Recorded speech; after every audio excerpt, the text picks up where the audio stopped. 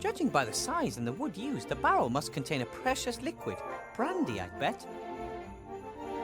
The first few weeks after the war, there wasn't much to be had, but now you can buy practically anything you want, if you have enough gold. Judging by the size, Bill uses the crane to smuggle things down to the lower town to evade the duty at the gate. Can't imagine that's allowed. The delivery dock for goods delivered by airship. Bill is one of the town's biggest merchants, and with the war over, more goods land here every day. Bill uses the crane to smuggle things down to the lower town to evade the duty at the gate. Can't imagine that's allowed.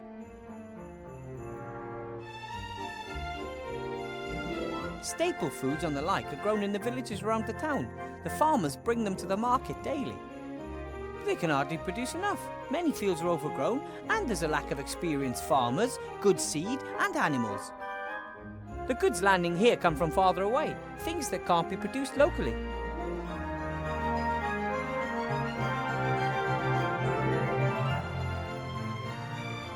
It was quite a surprise when one morning suddenly the second tower appeared.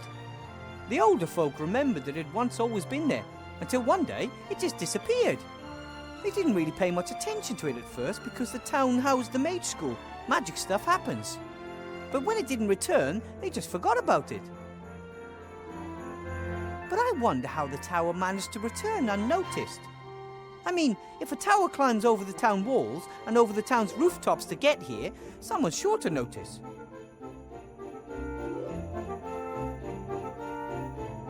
The Archmage no longer lives alone in the tower. He has some family learning the art of magic there too. But it's difficult teaching adults magic. Their minds are less open and they're too stuck in the physical world, and they lack the imagination for magic. No, the next generation of real mages will be the young, trained by us in the school. In 10 years, the Mage Tower will be teeming with the school's finest. For centuries, the Archmage has also been the leader of the Free Peoples, but Archmage Alistair has had this crazy idea that the people should choose their leader themselves. He says it's not good the mages are the only ones to elect the new leader. That's why we're having the election in 3 days. But if things go badly, that loathsome Van Buren will become the Alliance's new leader.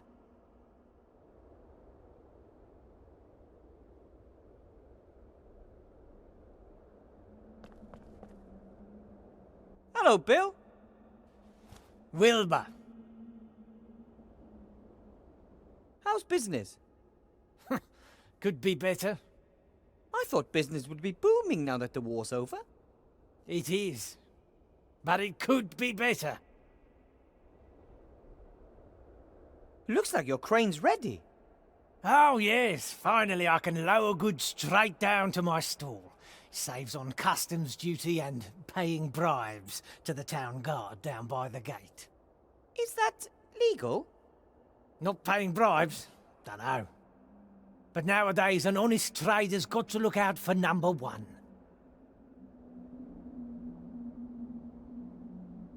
Were you in the lower town today? What's the situation like? Those loonies are taking over. What, you mean the protesters? More gold for everyone, they demand. They should work instead, then they'll have gold. But isn't that the problem? They want to work, but there aren't any jobs. There's enough work. I've offered a couple of them work. Yes, but they'd like to be paid. You see, so it is all about gold. You give those layabouts a little finger and they take the whole hand. And who's supposed to pay for it? The honest trader.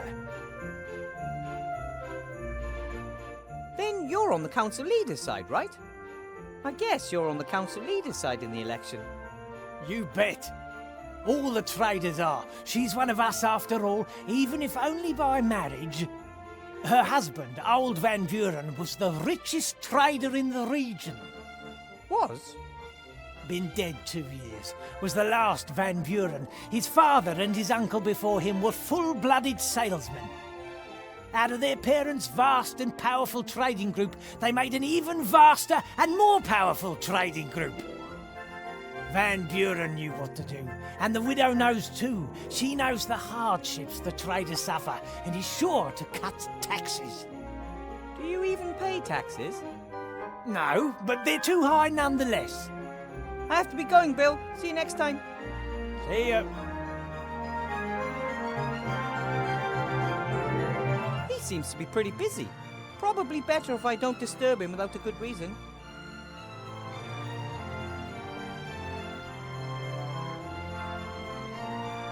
A weathercock like that tells the weather with amazing accuracy. When it spins quickly, we have stormy winds coming in from different directions. When it casts a shadow, the sun is shining. When it's wet, it's raining. Or it just has. When it's all white and doesn't rotate, well, it's frozen. Like now. How could a simple piece of metal know all that? Dear, that's clever.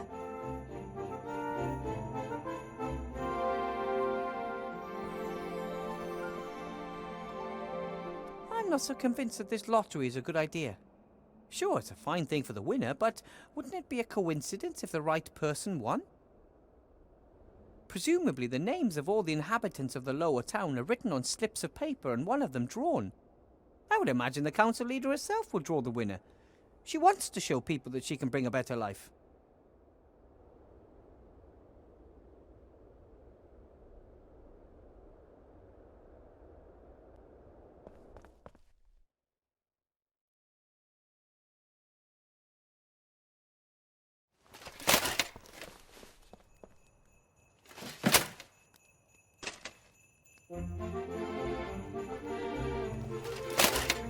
All of the expensive shops in Seastone are here in the upper town.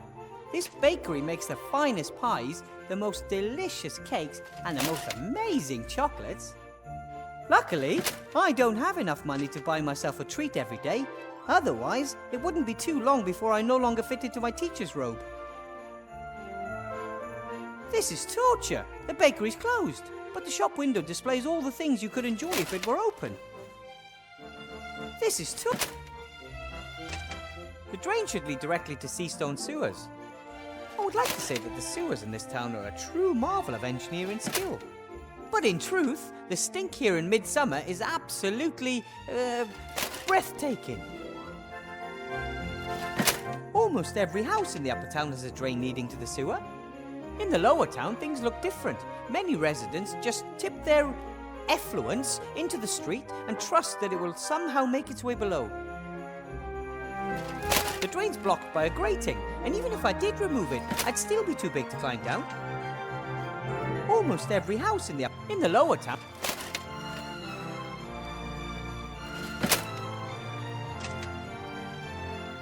Ugh, creepy. The prison. I always try to get past this window fast. Hello? Is anyone there? You bet there is.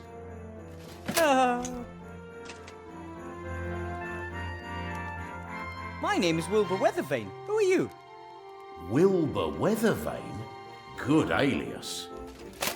Call me Mr. X. My friends call me X. X? Strange name. Still, better than Goalpost Head, I guess. Why are you locked up? They want me out of the way. I know too much. But they don't just lock people up for being intelligent. They do if you know the wrong things. We're being watched. By whom? They are watching us. Who are they? The wizards? Them, the ones watching us. They're out there. How long have you been in prison? A few days, but I suspect they'll never let me out. I'm a political prisoner. They want to silence me. Tell everyone. The truth is out there. Here? In Seastone?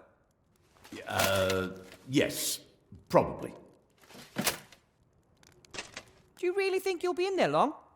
They certainly won't let me go before the elections. That Van Buren wants to show her strength, and it's anybody's guess what'll happen afterwards. Either way, I'm not going to wait until some court passes judgment on me. I'll escape as soon as I have the chance. Well then, I have to be going. Take care of yourself, brother. I should chat with X as little as possible. They could be watching us. The coat of arms of the proud town of Seastone, capital of the Alliance and largest town in all Avantasia. With the refugee camp on the outskirts of town, Seastone seems larger than ever before.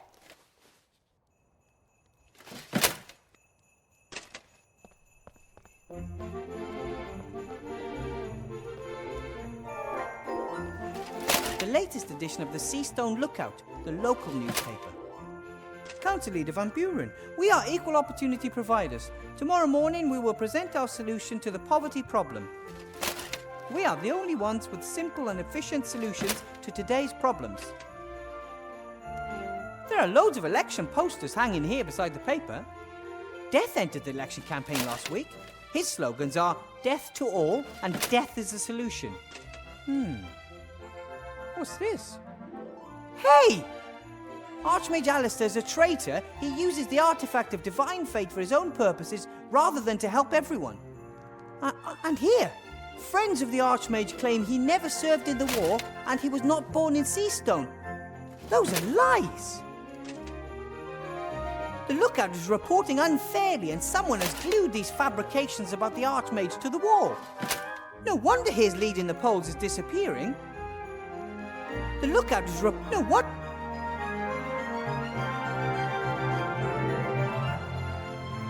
Hello, Mr. Shieldhand. Well, I never. If it isn't little Weathervane. Weathervane to you, Mr. Shieldhand. Professor Weathervane, to be precise. Oh, your lordship, forgive me for not kneeling. I see you're still the captain of the town guard.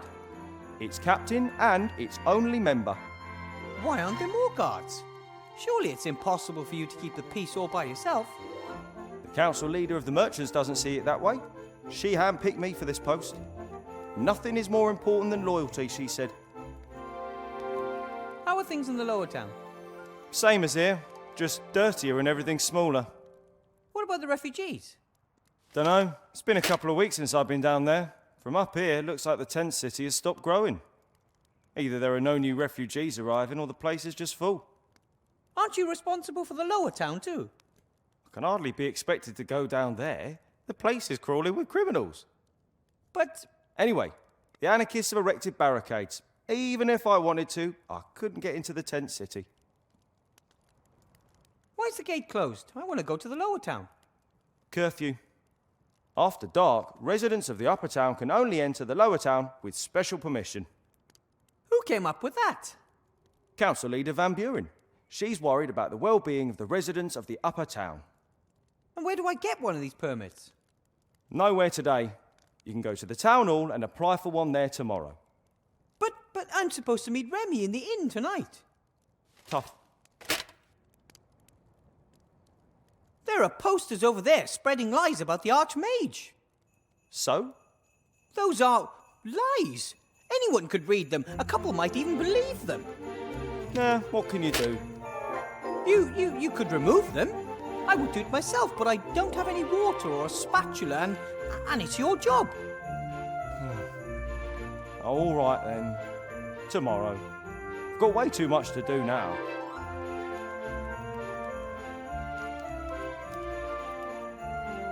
So, what are you doing? I'm guarding the town. I'm the town guard. Looks like Bill the Merchant's crane is finally finished. It's been 2 days. He's been transporting things up and down all day. And you inspected the goods? Why should I? Isn't there a toll on transporting goods like alcohol and pipeweed and other stuff from the upper town to the lower town? There are real crimes going on in this town. I don't even have the resources to take care of them. Bill said something about bribing the town guard. Would you know anything about that? That's an outrageous allegation. The town guard is not bribable. That's good. Otherwise, you'd probably have too much gold. I mean, if no more goods go through the gate here, then no one needs to be bribed, eh? That's right. So you're saying Bill is cheating the state of its well-earned taxes because he's smuggling goods into the lower town? Do you want to ban him from running the crane? No. Bill and his colleagues are very influential. Anyway, no one said anything about a ban, did they? Oh. I've got another idea. How can I do it? What do you need to do to stop the smuggling? Someone would have to mark one of Bill's barrels of alcohol and then order it from the lower town. If the said marked barrel turns up there tonight without the tax having been paid, then we have our evidence. You can be really clever, Mr. Shieldhand. The only problem is, I can't leave this place. I have to guard the town, you see. But you can fulfill your civic duty and help the town guard. Civic duty? You want me to do your job? Not for nothing, of course. What do you want in return? I want a pony. Aha, so you want free access to the lower town? Ah, no, I want a pony. Yes, you already said that, but that's not how it works. You want to go to the lower town, I won't let you. But, coincidentally, there is something you can do for me. So we'll come to an agreement and you get... A pony? Fine then. I want into the lower town. Excellent. Now you help me convict Bill and I give you the key to the gate. Okay. Here's a piece of chalk.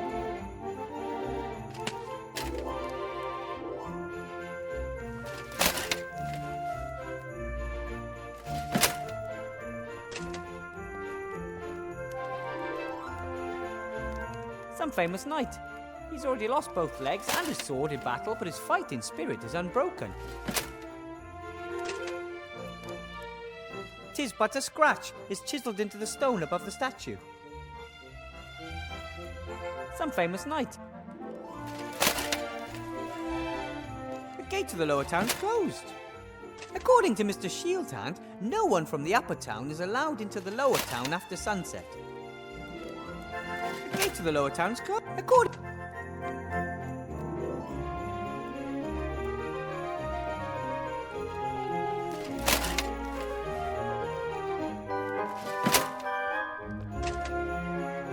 Seastone was never captured during the war. The town has massive walls and stretches about 200 metres into the air like a tower. That's why they called the Great War the War of the Two Towers. Seastone against the Archwitch Motroga's Dark Tower.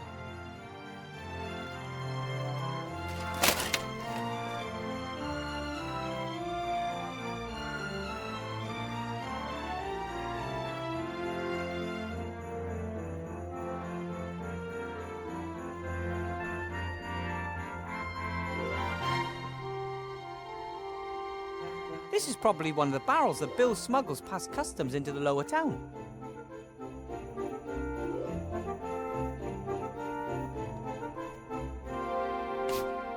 Done.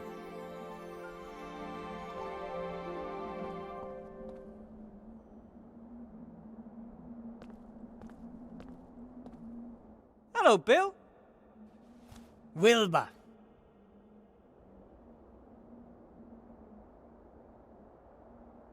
What do you think of the lottery? Clever, ain't it? What do you mean?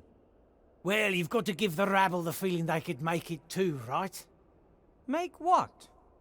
Becoming one of us. As long as everyone down there thinks their current situation is only a temporary condition on the way to fame and fortune, they leave us in peace. But some actually do make it. Yes, exactly, that's the spirit. Anyone can make it if they just try hard enough. If your crane can reach all the way to the lower town, then you could lower me down there, right? Certainly. I'm pretty sure there's going to be a snag here. No snag. You pay me 3 gold pieces and I'll lower you down. A very simple deal. I don't have that much. Pull the other one. Couldn't you maybe just lower me down, pretty please? I thought as much. When when you're smuggling goods, aren't you worried that Mr. Shieldhand might get wise to you? Anton? He's not exactly the brightest light in the firmament. After all, he is the captain of the guard. He can't tell his elbow from his arse. Van Buren will cut him off as soon as she's won the election. You don't want stupid yes-men around when you're the leader. You want clever yes-men. The stupid ones don't know how to keep quiet.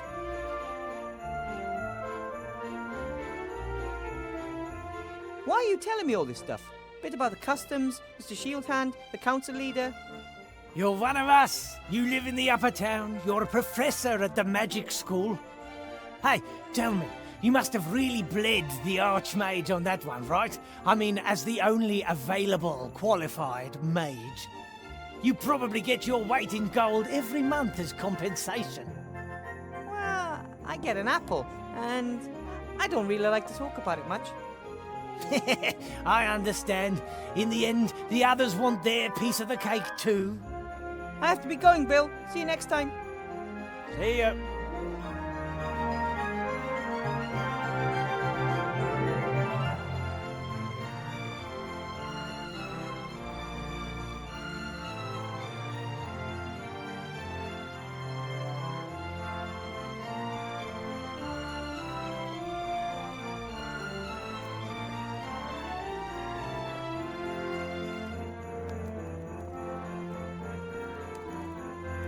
Mr. Shieldhand?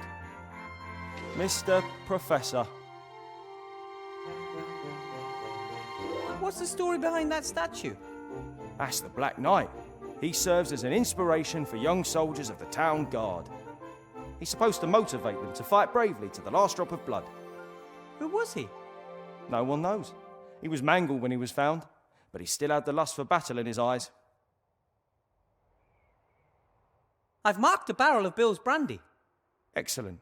Then go down to the lower town and order a barrel and we'll see what happens. You mean I no longer need a special permit? Correct. You're now on an official mission for the town guard.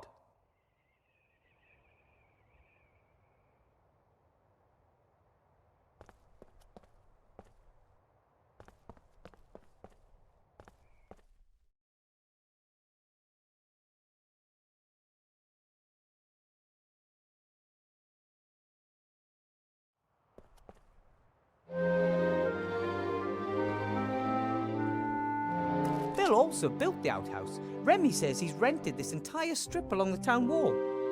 Maybe he couldn't bear the thought of leaving his stand unattended for a few minutes a day. There's a big padlock on the door.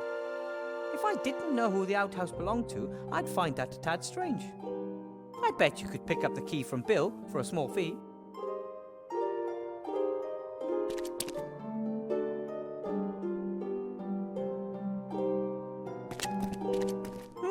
A wooden box full of old tools. Some sort of metal clamps, a hammer, some wire. Probably Bill uses this stuff to maintain his stand. I'll take the hammer. Bill's stall. During the day, he sells stuff from the upper town that you can't normally get down here. Most traders and all the nearby farmers sell their goods at the lower town's big market. But Bill claimed this spot here as it's the only place he can sneak in the upper town contraband using his crane. Normally the town wakes at the crack of dawn. Then Bill is on the job, selling his goods until it gets dark. He works hard. But whether he'll open so early tomorrow morning, I just don't know. The barricade may keep most of his customers away.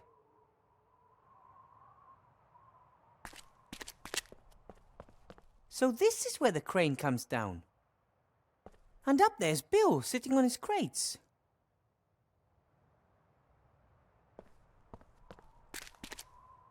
Psst! Bill! Who's there? And what do you want?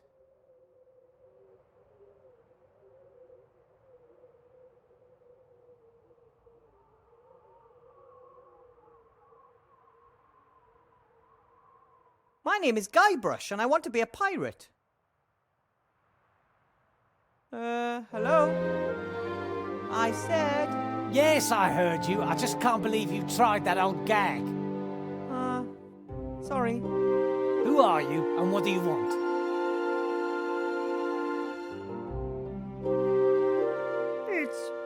It's me! Mr. Shieldhand, I want to talk to you about my bribe. Or lack of, to be precise.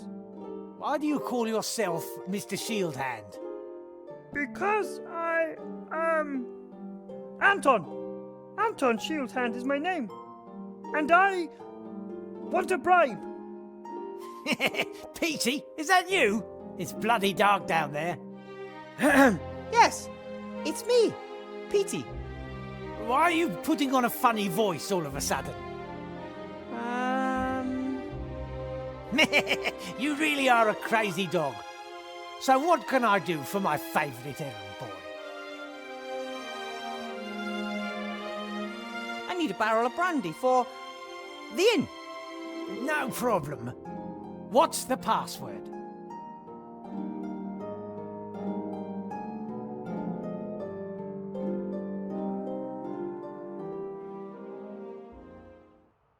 Is it fluffy bunnies? What? No. Construct additional pylons? Are you just guessing? No. What's the password? What about you? Do you even know the password? Of course. But that's hardly the point. Should I buy my illegal goods from just anyone? All right then. The password is marmalade. The password is marmalade. No, it's not. I just wanted to wind you up. Well, what's the real password? Password? What password? The secret password. I can't just offer illegal goods to anyone, especially as I don't have any. Oh, that password. All right. The password is... Is it... What? Construct... Are you just guessing? What's the I don't know the password. Why not? Aren't you Petey? Step into the light. Yes, I am. But I forgot the password. Ha! That's just like you. Ask in the inn. The owner knows it. Fine.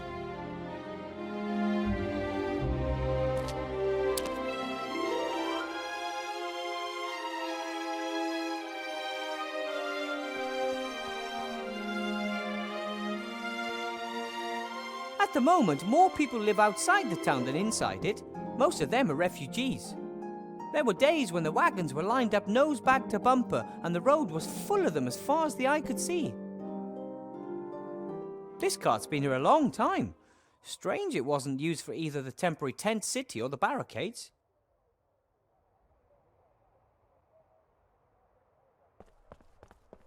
This is one of the entrances to the underground world of the rats. Rats represent one of the town's largest population groups. But many don't think of them as real people and they don't have many rights. Remy and the Archmage have been trying to change that for a long time, but some think that the rats entered the town illegally and consider them vermin. When Seastone was almost a ghost town at the end of the war, the rats were unable to find enough food. I helped them. We've been best friends ever since. But since Remy became head of intelligence, I don't see him as often as I used to, so he's doing a good job.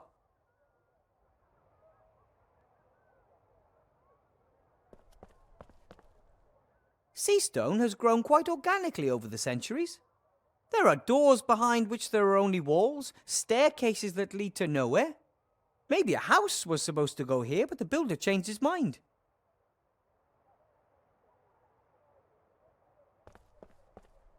The inn used to be here on the right, and on the left was Master Marcus's mage school. After the war, so many people came to the town that we needed a larger inn. Master Marcus was happy to sell his old mage school. Change is good, he told me.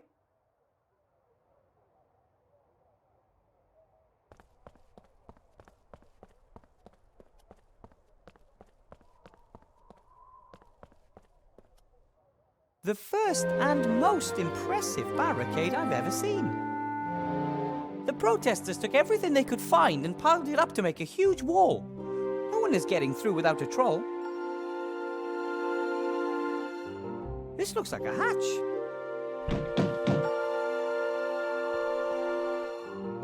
Hello? Aloha. Are you talking to the enemy? Who are you? My name is... Shh! If you tell an agent of the government our real names, you'll endanger the entire organisation. What do you want to call us? My name is John. No, Paul. Next to me is, J-Stop. Your name is Paul? But you're a woman. Gender is just one of the fictions indoctrinated by the patriarchal society. Oh, really? I didn't know that. What are you protesting about then? We're protesting against exploitation, against discrimination, against poverty, and against the destruction of the environment. Wow, those are all important issues. What do you plan on doing? We're already doing something. We are demanding that things change. We've made a petition. And we're putting together a list of demands. We're still working on the wording. Problems with the neutrality guidelines. How far have you got? Dear brothers, stroke sisters in arms, other forms of resistance are available. Fellow countrymen, countrywomen, country transsexuals, country gender nonconformists. Getting back to the whole making a change thing. If you want to make a difference, you can write "like" on a piece of paper and pass it through the hatch. Then everyone will know you support our cause. I talked to a prisoner in the upper town. He's one of yours, isn't he? A victim of the state's power. Our first martyr. He's not dead yet. And if he got the cake, he'll be back with us soon. Cake? Shh. If you're for justice and change, you'll probably be voting for Archmage Alistair, right? The election's a joke. One corrupt politician replacing another. And behind the scenes, it's always the same people pulling the strings. That may be true of the council leader, but the Archmage... Big man has got them eating out their hands. Exactly. The magic industrial multinational that was responsible for the war. So you're entering your own candidate? That's pure daft. There's no point. We're doing the only thing that will lead to success. We're protesting. Maybe I can pass on some of your demands to the Archmage and we can see what can be done. We demand that no one in Avantasia should ever be poorer than average. Isn't that mathematically impossible? Not at all. If every resident got exactly the same amount of gold, then no one is poorer than the average. But if everyone gets the same amount of gold without having to do anything for it, why would anyone bother to earn the gold in the first place? Only someone who belongs to the rich elite could ask something like that. Did you build the barricade? Aye, that's right. Do you like it? Yeah, it's beautiful. But it kind of blocks the whole street, doesn't it? We're gonna dry you lot out till you give us what we want. But the upper town is supplied by airships. We won't move an inch until you stand starving and freezing before us. But we've got plenty of food. And if my rabbit sheep didn't always take my bed, I wouldn't freeze either. I told you it doesn't work like that. We're protesting here, and there's nothing you can do about it. Everything all right in the lower town? Couldn't be better. The fire of protest is stoking up hell. People are being drawn closer together by a common noble goal. And because of a lack of space. Wheesht! Why did you set up the barricade here and not at the gate? That would have given you loads of extra space. And the inn would have been on our side too. Our barricade is more visible this way. The elite should quake at the sight of our resolve. I don't think they're doing that. You're clearly trying to drive a wedge between us, agent. See? The fat cats are trying to sabotage us. They're afraid. That's a good sign. Have to be going. May the protest never end.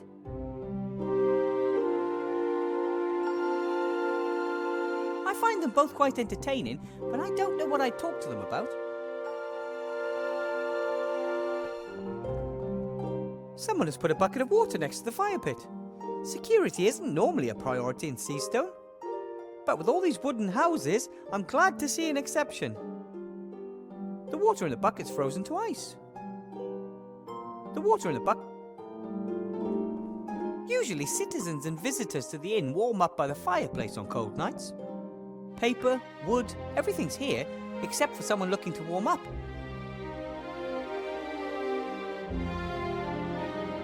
Usually citizens and visitors to the inn warm... Usually citizen... Paper...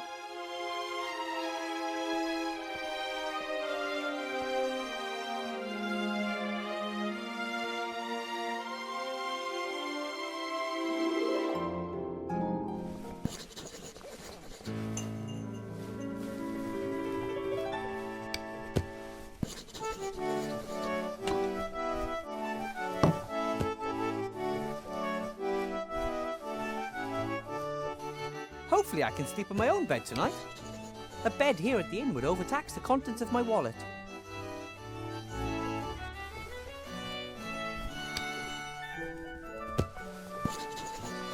Someone forgot their jacket, or left it hanging there while they take a nap upstairs. That would be risky. The crime rate in this town is at an all-time high. Someone forgot their jacket. Someone forgot their... That would be... Remy looks tired. I think the election campaign and the current situation in the town are really taking their toll on him.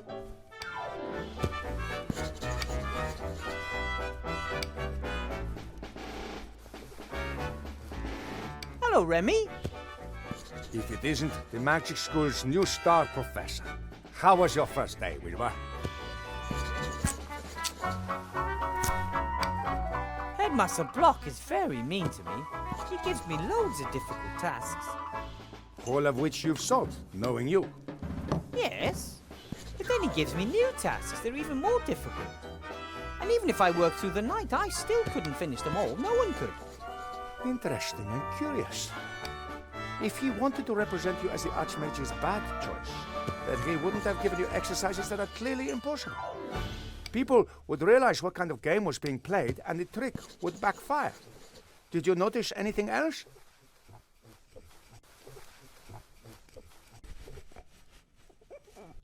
Yes.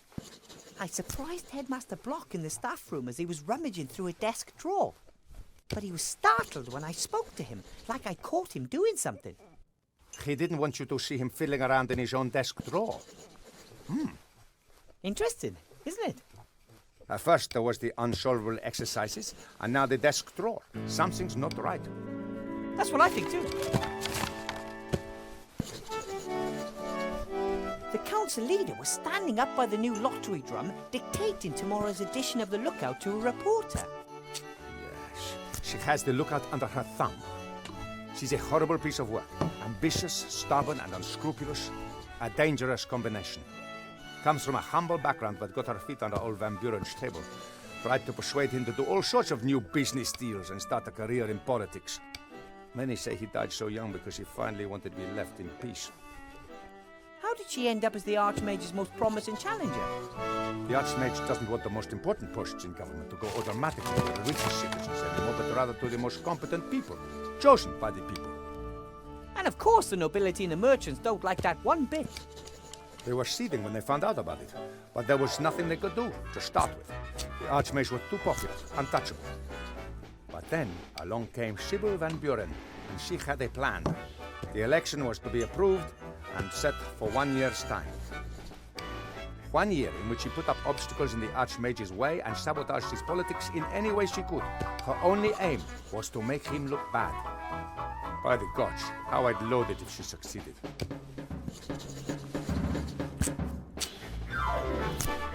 But we will win the election, right? The Archmage, I mean. Van Buren has used all her resources. Powerful, rich friends with important posts at the Seastone Lookout, the only newspaper left in town. Simple slogans, simple solutions, patriotism and resentment. She tells the people what they want to hear. And yet, the Archmage will win the election. Every vote for the council leader and her cronies is a vote too many. But stupidity amongst the voters has not prevailed yet. Why doesn't the Archmage defend himself more aggressively against the council leader? Why doesn't he just tell everyone about her scheming? He wants as many people as possible to take part in solving our problems.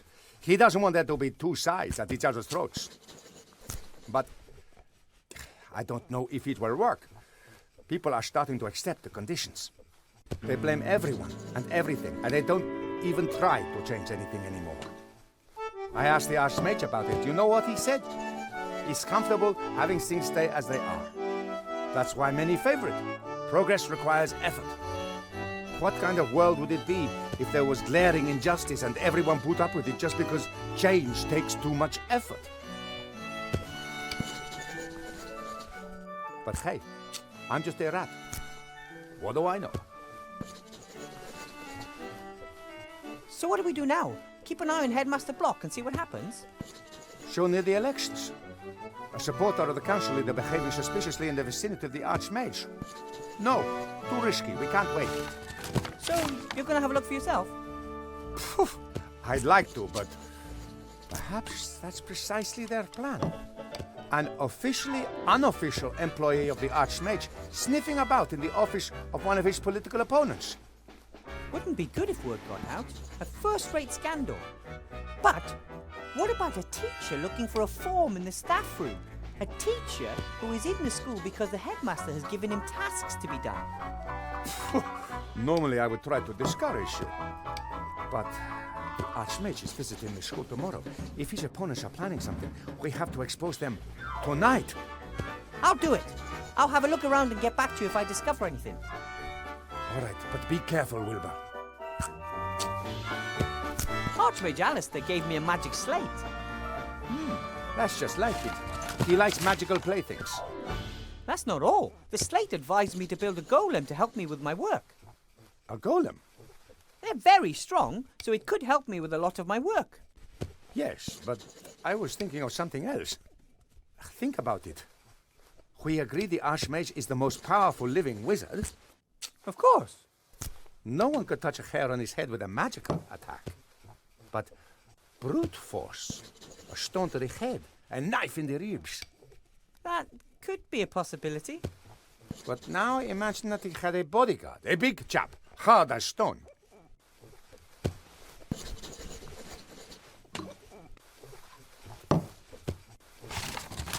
You mean me? Sure, I've grown a bit, but I don't feel that powerful, and I'm not that tough. No. I mean a golem. Ah, okay. I get it.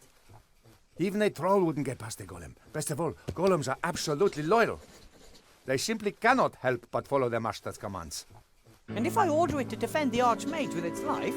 Then that's exactly what it'll do, and no one would get past it. That sounds fantastic. Can you manage that? Building a golem and bringing it to life? I'll sure try, at any rate. I'll get it to complete the headmaster's stupid tasks first, and then guard the Archmage. The headmaster and the council leader have come up against the wrong gnome.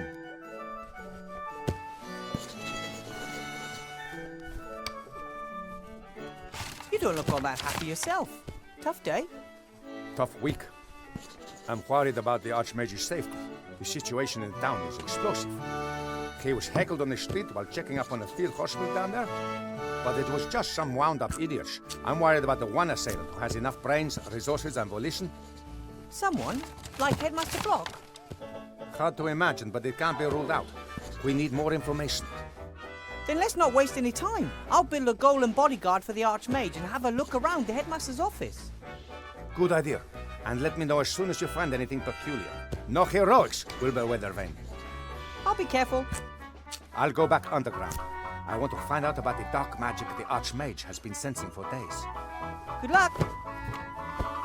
You and Van Buren will not succeed with your plan. You may have great and powerful friends, but the Archmage has small and cleverer ones. Someone forgot their that would be... Remy left his class. There's a mark. It says 2CL beside it. For most people, that's just a little sip. But for a rat, that's a fair amount of booze, I guess.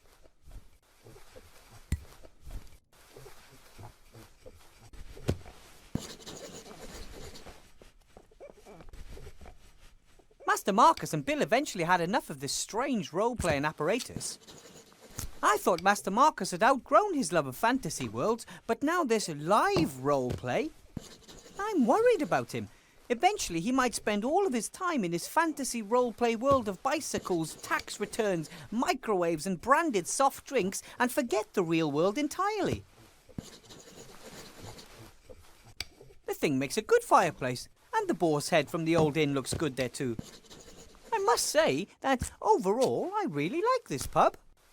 I hope that in a few days I can celebrate the election victory here with Remy and the Archmage.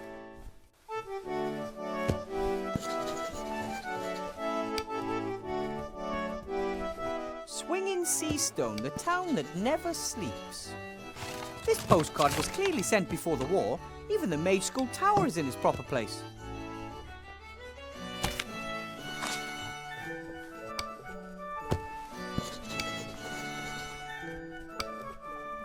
I can't enter the upper town, the gate's locked. A sheet of paper with lots of paragraphs in small type. It says, licensing law at the top. Rules for different drinking games, maybe. Article 1, Paragraph 1, drink with sense. If sense is not available, drink without. And here, Article 6, Paragraph 5, the feeding of mugwais after midnight is expressly forbidden. That makes sense. Article 14, Paragraph 2, the host is not required to serve vampires. This seems to be a long list of rules that apply to inns and their guests. How practical. This way you can check at any time to ensure that any freewheeling parties still conform to local ordinances.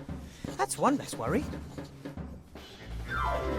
There are a whole bunch of articles here. The paper is covered in writing so small and closely packed that it's difficult enough to decipher the text sober. Article 9, Paragraph 1. Dwarven ale may only be served in specially secure underground bunkers. Luckily, they don't know about the cellar master back home in the White Ridge Mountains and our Dwarven ale experiment. There are a whole bunch of articles here. Article 9,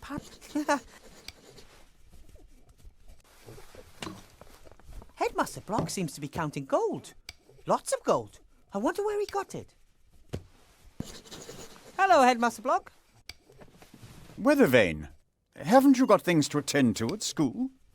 I'm sort of still on the job. I'm just getting some tools from the town. Fine. I have to admit that your performance today did not disappoint me. Really? I didn't expect anything. Thus, I was neither surprised nor disappointed that your results do not look good when compared to those of a qualified specialist. What are you doing there, if I might ask? Surely you can't earn that much gold as a school headmaster, right? Of course not. The gold is for the council leader's election campaign. I'm her party treasurer. Some people want the council leader to win the election very badly. Of course. They see their donation as an investment in the future, and they know how to make a difference. I think that you're unfairly giving me difficult tasks just so I can fail at them, and then you have an excuse to get rid of me. Oh, I could get rid of you with very simple tasks, Weathervane. It's not your fault. You shouldn't have been put in a position in which you are confronted with tasks that are beyond your schooling and your abilities. Have to be going. I'll be expecting you tomorrow after the opening ceremony for a staff appraisal meeting, so we can talk about your performance. Very well. My golem and I are going to show you.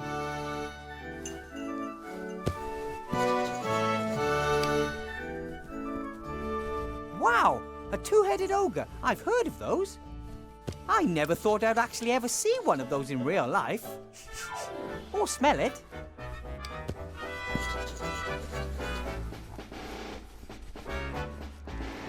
Hello! Little mini man. But, Lout, that's a guest.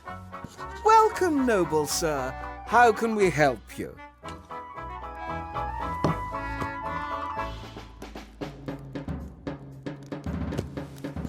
I have heard that you buy your alcohol from Bill.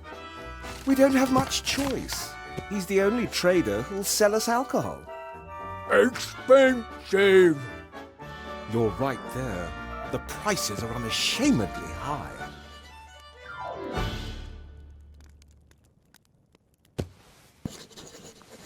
Seastone is a big town with lots of merchants. Why is Bill the only one selling alcohol? Since the town was virtually besieged with refugees, there's been no way for the farmers and traders from the surrounding areas to get through with their ox carts. Right. And Bill gets his supplies by air. Just the same, there's still more than one merchant in the upper town, isn't there? Of course. Bill trades alcohol, another trades in lamp oil, the next one in mana potions. That way they avoid competition and set any price they want. I smashed them all! We are upset about it. You're a two-headed ogre, right? Well, I am an ogre. And me too. So, you two are ogres. My name is Zloth, mage, philosopher, scholar. And bag of wind. That is Blout, my brother. He is... Me, Basher. Me, best things up. Do you own the inn? I bought it. Blout is just my employee. Blout bought too. Yes, but then you lost your half at poker. Now it all belongs to me. Blout not give you his half. Blout best laugh if he try to take away. If you touch me, I'll have you thrown in jail. Would you perhaps be interested in a barrel of brandy? I'm sure that Bill would deliver today. No, thank you. We still have stock, and we have much fewer guests since the barricade was erected. But I need the password. The password for Bill's crane capers? If you were one of his trustworthy customers, you'd know it. How about we try and bring down Bill and his exorbitant prices? What are you thinking of? Bash him? Well, let's just say I could put the long arm of the law onto him. Shield hand? Tin Man. I don't know. The plan is absolutely Anton-proof. We're all set. I just need Bill's password and bam! We have him by his muttony legs. And it won't be traced back to us? I really don't want to be paying even more for our alcohol in future. It's a secret covert operation shrouded in secrecy. Shrouded in secrecy. He has earned it. Oh, all right then. The password is gold won't make you happy. Really? Here, a bag of silver for the brandy. It will be worth it if it scuppers business for Bill and his band of ne'er-do-wells. Thanks. Are you allowed 1 or 2 votes in the election? One would think that as we have 2 voices, we should also have 2 votes. Unfortunately, the town council sees things differently. And who do you want to vote for? Archmage Alistair, of course. Council... Mrs. Van Buren. Little woman says how it is. Blout likes it when things are uncomplicated. Tax down, more work for all. Seastone number 1. But you don't buy it. I'd also prefer it if our problems were solved quicker, but Van Buren stands for things staying as they are or regressing. Neither has ever helped. Did someone forget that jacket on the chair over there? Oh, it belongs to a young guest. He, well, got into a fight with Mr. Shieldhand of the Town Guard and was arrested. Hooligan! Lock up immediately. What happened? He was quietly drinking his beer. Shieldhand came in, recognized him as one of the protesters and wanted to search him. The young man refused, Said he hadn't done anything wrong and wouldn't let anyone search him without reason. Then bang! Drenched in a lockdown. And the jacket? It's been hanging there ever since. We're keeping it as a deposit until he's paid for his beer. Then take care, you two. One, both. So long. Bye.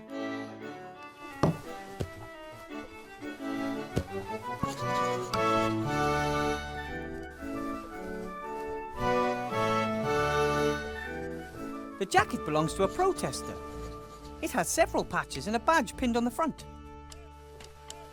No one noticed.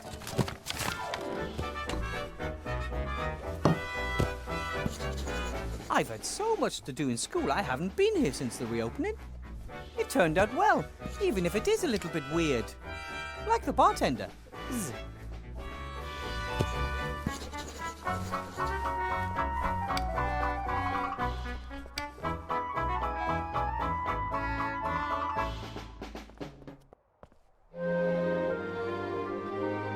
The houses in Seastone are pretty cramped together. And down there somewhere there's a city made of tents and boards. The Archmage is working hard to give people hope after the devastation of the war.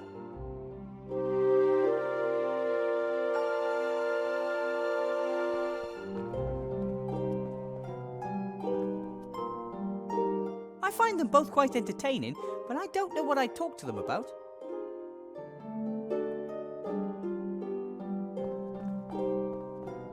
Usually citizens and visitors to the inn pay...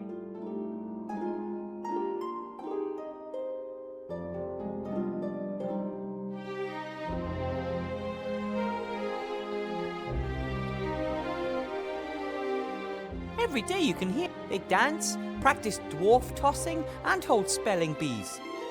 They know how to entertain themselves, but one day the mood will turn. There might not be enough beer, or too much. Either would be a problem.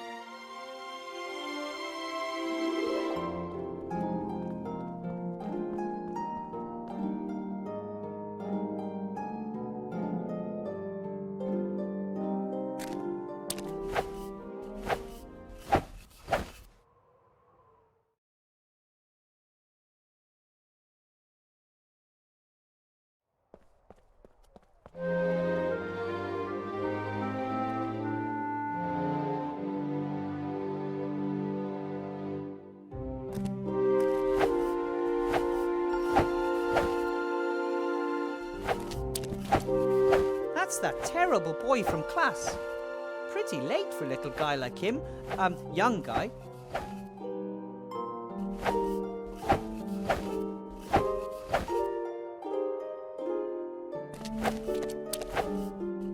Hey! Whoa! You're Wilbur Weathervane! Out to make fun of me, are you? You're probably upset after I proved that I know more about magic than you thought at school this morning. What? What are you talking about, Master Weathervane? You were pretty cheeky at school this morning. Which school? There you go again, trying to make fun of me. But Master Weathervane, I'd never! This morning in the mage school, you were trying to make me feel uncomfortable and look stupid in front of the other students. The mage school? In the upper town? I'm not even allowed there. I wasn't born in Seastone, and I'm certainly not important enough to enter the upper town without a good reason. You mean to tell me you weren't in my class this morning? In your class? To become a wizard? That would be so cool! I still believe you're trying to make fun of me. Or do you have a twin? Not that I know of, Master Weathervane. Hey! Perhaps someone was controlling my thoughts without me realising. Now I'm sure you're trying to make fun of me. No, it is possible. Not all of the sorcerers, necromancers and lawyers in the Shadow Army were captured, right? You look like you're training for an important battle. No. I'm reenacting your battle. How you and Captain Bonnet and Princess Ivo defeated the Archwitch, Mortroga, in the Black Tower. Oh, really? It must have been the greatest battle of all time. The solitary heroes, surrounded by monsters, standing up to the leader of the Shadow Army and her son, Monkus. Boom, bash, ja! Well, maybe it wasn't quite that dramatic. 10 years of war, the artifact of divine fate, and suddenly, peace. What's not dramatic about that? Do you know what the artifact of divine fate is? It can fulfill your every wish. I bet you wished for evil to be defeated. Right, Master Weathervane? We never used it. The Archmage warned us that the artifact was just too powerful. But if you can wish for anything, why not just wish for good things? Archmage Alistair doesn't believe the world works that way, and I trust him. If that's what you think, then I think that too. It's getting late. Isn't it about time you went home? I'll wait until all the guests have left the tavern. Sometimes Sloth and Blout give me a room, if no one is renting it. You don't have a real home? I've got lots of homes. Sometimes I sleep down in the tent city, and sometimes Widow Twanky lets me sleep on the bench in front of her fire. But if I can sleep in a real bed in the pub, then of course I'd prefer that. I have a small room in the school. If you can't find a bed in the guest house, you're welcome to sleep at my place. My rabbit sheep won't be able to defend his bed in his usual manner, and I can sleep on the floor. That would be... wow! But the school's in the upper town. I'm not allowed to go there. Ah, silly rules. Maybe you'll win the lottery. Which lottery? There's a lottery tomorrow. The winner gets to live in the upper town. That would be fantastic! Maybe you'll get lucky. Everyone has an equal chance. I'm sure to win. And if not today, then perhaps next time. Was good to see you again, or met you for the first time. There's no way I would have forgotten if I'd met you before, Master Weathervane. Either the boy's making fun of me, or that's another item from our list of strange events.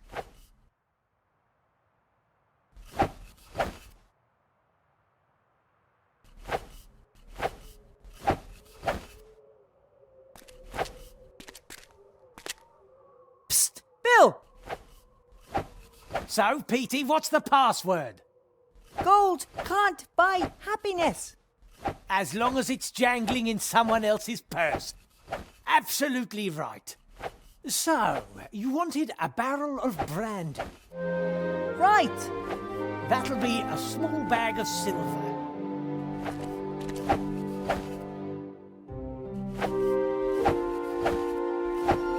One barrel of brandy coming up. That's it. That's the barrel with the bark. What did you say? Nothing. Just thanks for the delivery. As long as you pay, I deliver. Take care. Bill didn't pay any taxes on that barrel. And those taxes build roads, care for the sick and elderly, and pay for my apple. Shieldhand won't be impressed.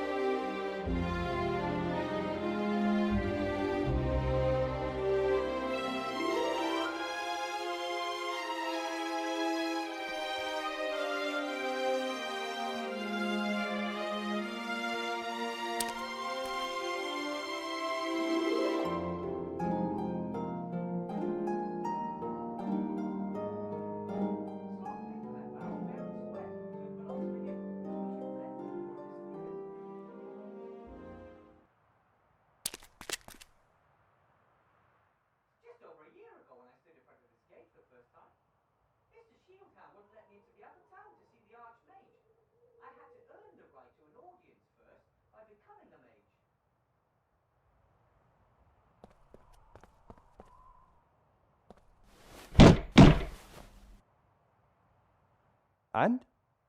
Bill has delivered the marked barrel. And has therefore cheated me. Just you wait. I'm going to get the bribe money I'm due and then some. Hey! Hello? What about my exemption? Hey! We had a deal. And now Shieldhand's busy negotiating his bribe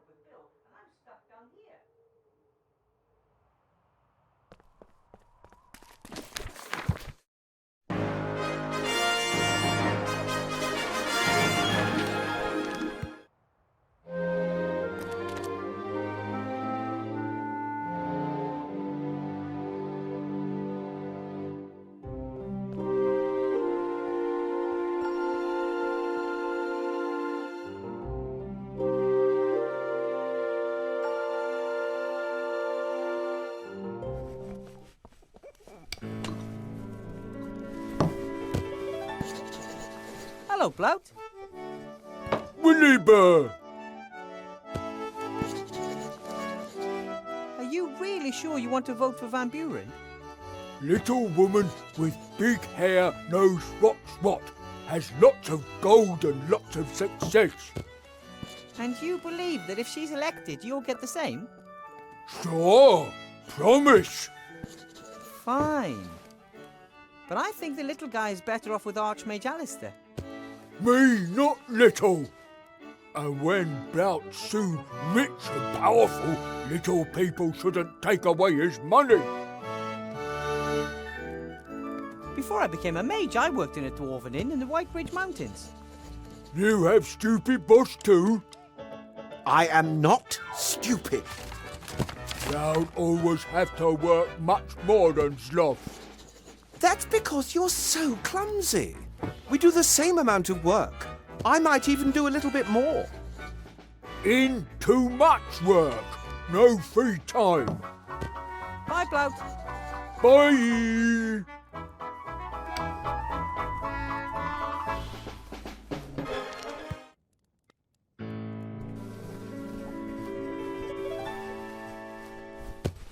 That's the reporter who let the council leader dictate tomorrow's news to him.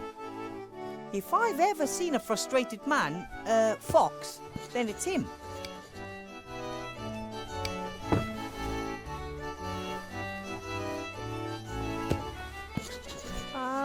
Excuse me? Ah, weather vane, right? You know me? The leader of the council asked me to have a snoop around in your past. Find some dirty laundry. Nothing. My mage's cape is still brand new. I got it when I became a professor. Do you like it? Very fetching. Why are you disturbing my quiet drink? I have a couple of questions. A couple?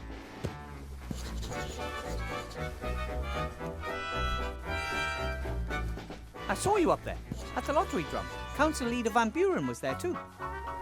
Not one of my greatest moments. Letting a politician tell me what I should write about her. So why do it then? Can't drink integrity. Anyway, it's fantastic being able to influence so many people's opinions.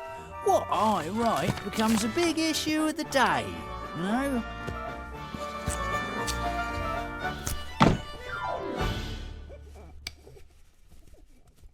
You're the editor of the Seastone Lookout, right? Mr. Fox. Archibald Fox. Your name is really Fox. You got a problem with that? Well, isn't that a little unimaginative?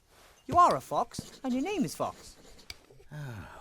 That's just how it is. Must get confusing at family gatherings. Oh dear. Everyone's a critic nowadays.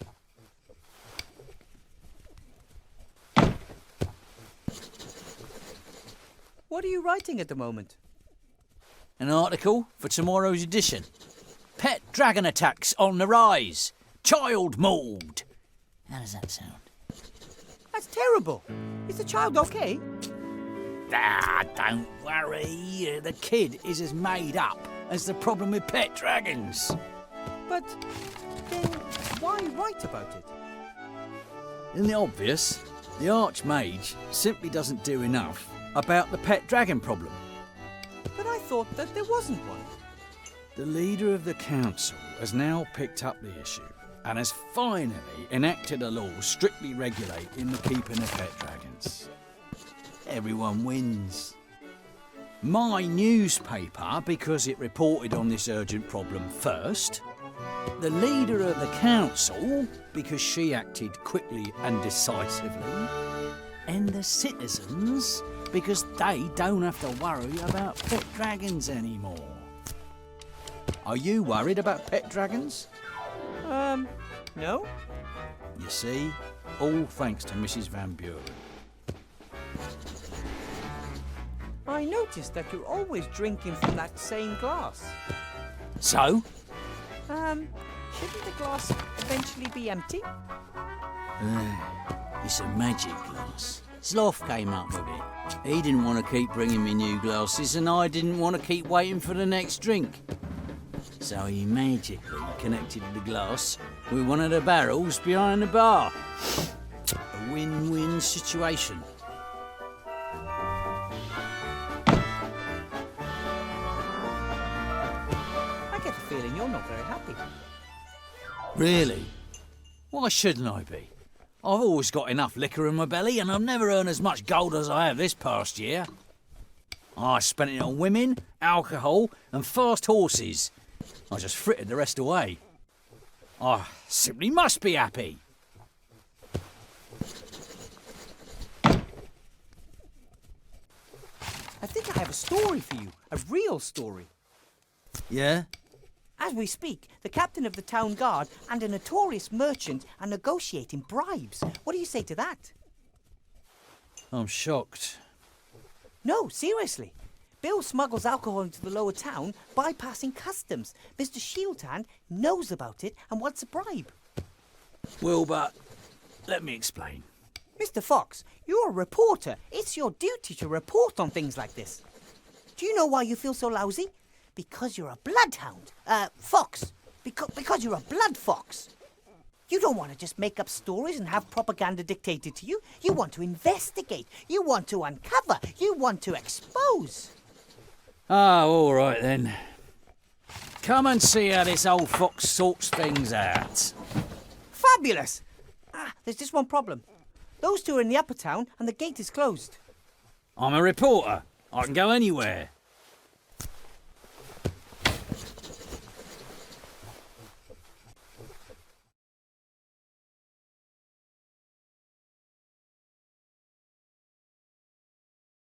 That's nonsense. If I gave you a gold piece for every barrel, I'd only be making 6 gold pieces profit on 3 gold pieces outlay. I may as well pay tax. I want my share. Nothing happens around here without my share. Good evening, gentlemen. And now him too. What's that I hear? Exorbitant prices being charged for alcohol, and this alcohol is being smuggled past customs into the lower town? I was just in the process of clearing up the affair. What do you want, Fox? Push off. We've got business to do. That's why I'm here.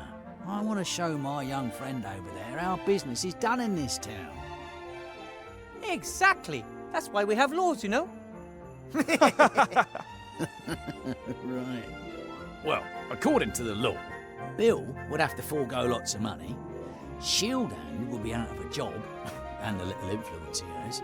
And I would be worried about the alcohol supply chain. So what do you propose instead? I get my alcohol at the normal price from now on. No more daylight robbery for the old fox. Bill, you continue using your crane, saving you on customs. Our competent Captain Shieldhand here is then entitled to part of the savings. I save gold, you continue to earn more than you're entitled to, and Shieldhand makes a bit on the side. We all win. How does that sound? But... Sounds fair to me. Well, all right then. Then we've got a deal. Come on, Shieldhand. This is cause for celebration. You see, little Wilbur here could clearly see that the situation was unsustainable. An arrangement which made you money suddenly leaving you empty-handed? Can't have that. Thank you, Weathervane. Perhaps I was wrong about you. Here, with this you can get from the lower town to the upper town any time. You've earned it. This is the world I helped build. Rather than toppling it, I've become one of its pillars. That's the reason I'm not happy.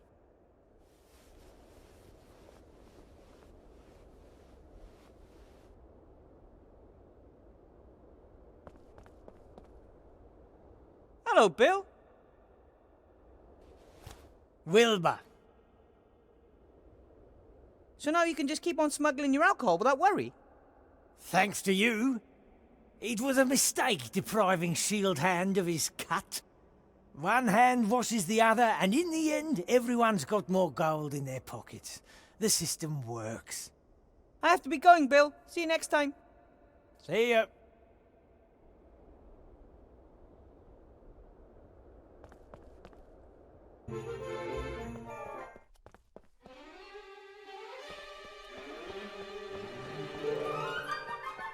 Hard to tell exactly what time it is, but the night is still young. If golems really are as industrious as the slate claims, it will have plenty of time to complete the headmaster's tasks. And as of dawn, he could then serve as Archmage Alistair's bodyguard, at least until the election. Hopefully the situation will calm down afterwards.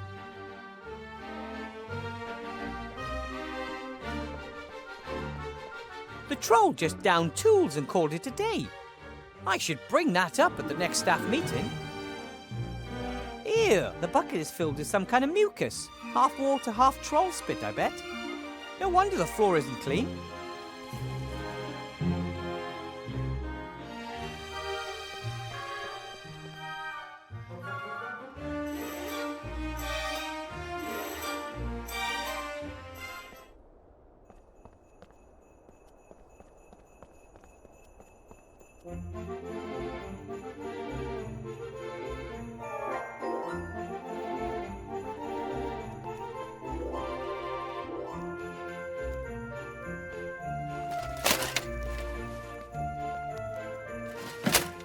Hello?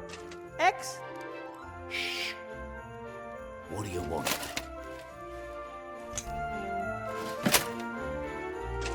Sloth, the inn's landlord, said you were arrested because you didn't want to let Mr. Shieldhand search you. And why should I? I haven't done anything wrong. He knew I was one of the protesters. He just wanted an excuse to lock me up. Well then, I have to be going. Take care of yourself, brother.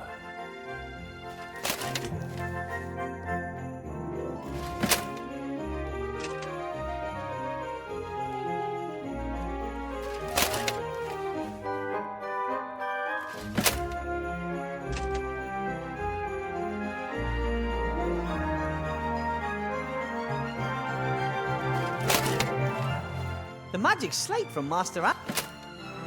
What can I do for you? What can you tell me about golems? Golems are powerful magical beings. They are made of clay or stone, have unbelievable strength, and can work non-stop. Are they living beings or machines? They are tools for mages. They do heavy physical work for them. The mage inserts a piece of paper with commands written on it in its mouth, and the golem carries out these commands. Where can I get a golem? Or do I have to build one myself? Golems are very rare and expensive, but their construction isn't difficult in principle.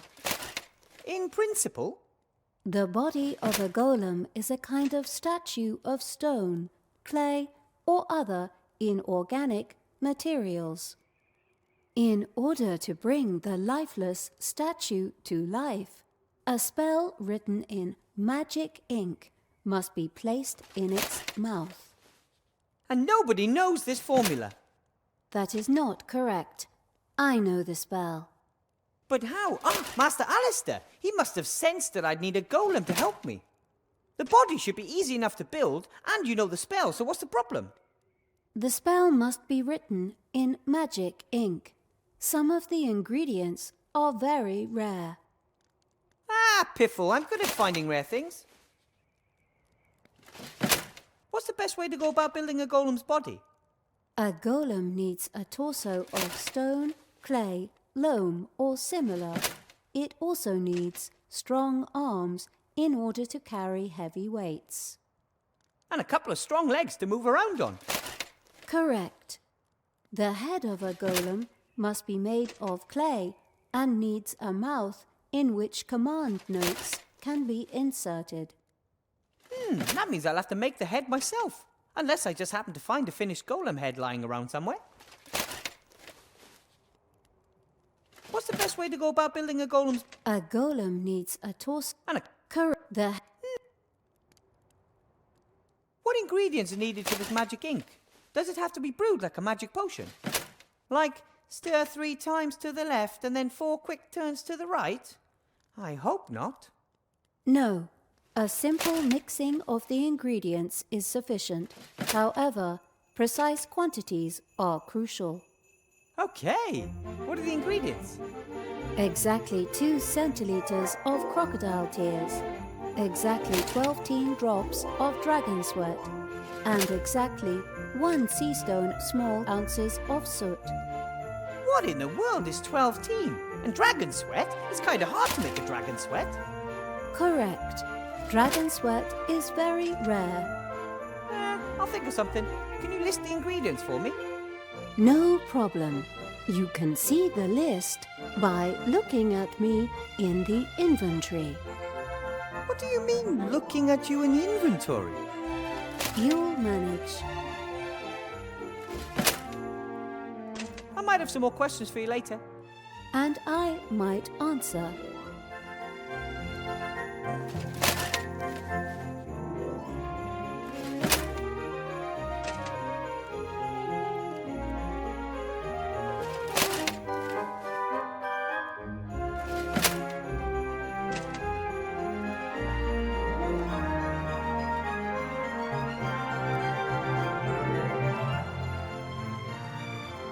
Mr. Shieldhand?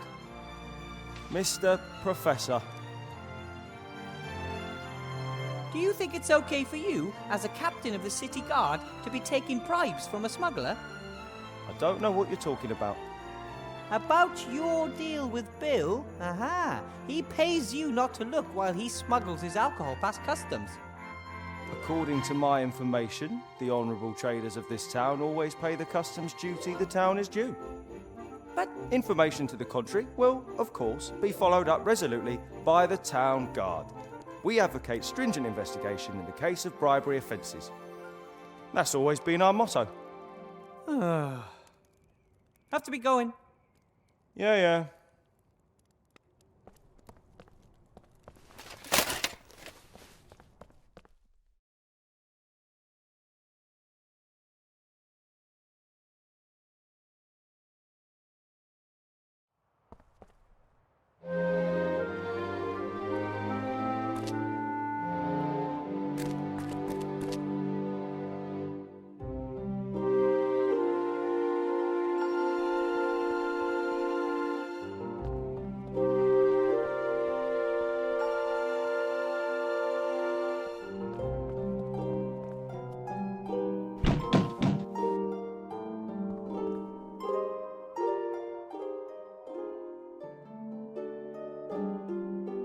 I need clay to mould something. There's lots of it just outside the town.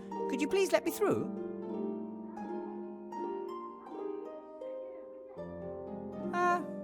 Yes. Could you maybe pass me a lump of clay through the barricade then? What do we get in return? We don't make deals with dirty capitalists. I don't want the clay for myself. I want to use it to support your cause.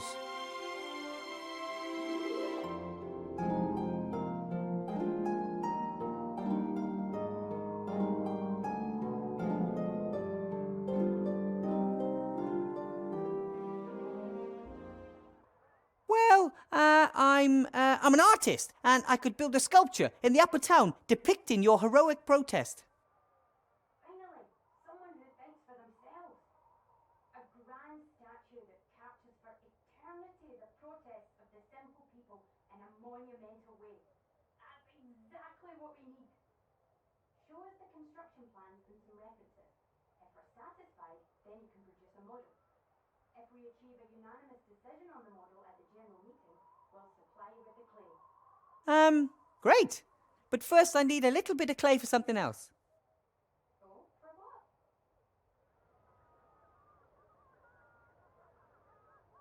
If you give me just a few handfuls of clay, I could really improve the barricade. Really? Sure. I can smear the clay between the boards from here and the sunlight would bake it hard as rock. I think that sounds pretty good. The barricade is stable enough already. The spirits of friendship built it, and the chains of suppression are holding it together. But there are holes everywhere here, which need to be sealed. Magic could seep through the little gaps, or gas, or something like that. Perhaps you're right, but I still don't trust you. I am one of you. This pin here should be proof enough.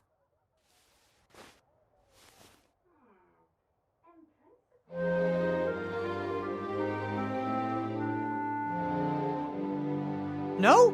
I, earned it. Fair and square.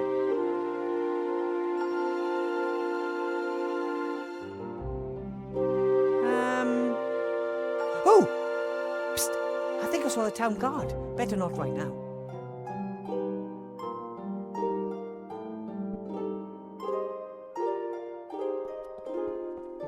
Usually citizens and pay. The water in the bucket's frozen.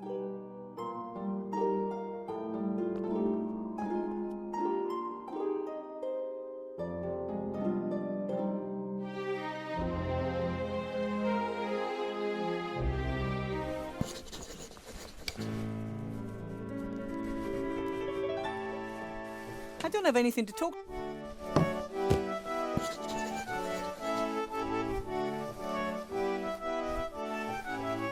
There are a whole bunch of them. Article 9.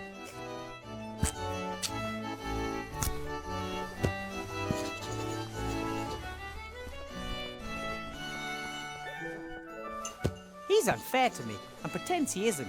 I'm only going to talk to him if I have to.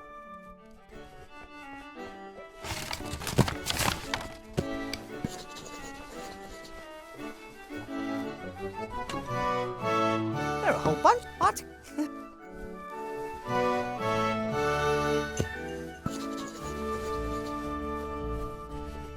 Hello, Sloth.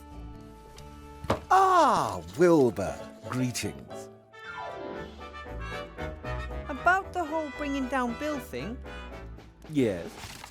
I'm afraid it didn't quite work. Sorry. I wasn't exactly full of hope.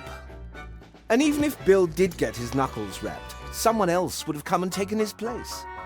It's the system that doesn't work. Broken! The merchants are all in cahoots and fix the prices among themselves.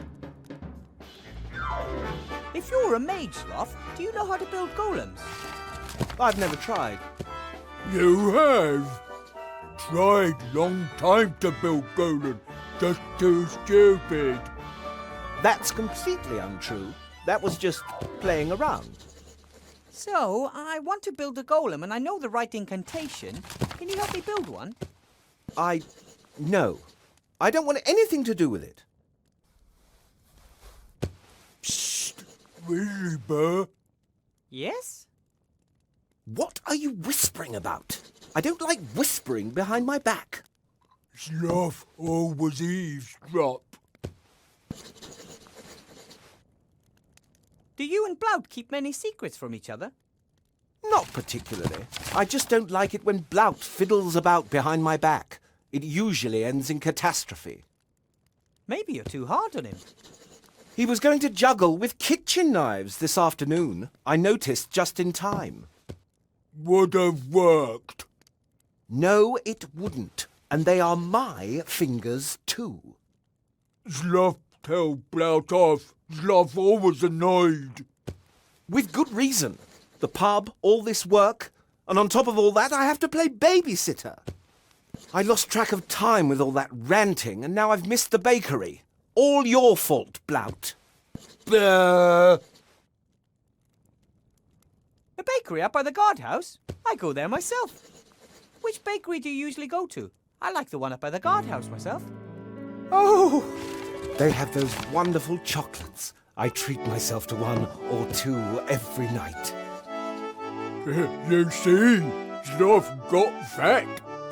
First of all, that's not true.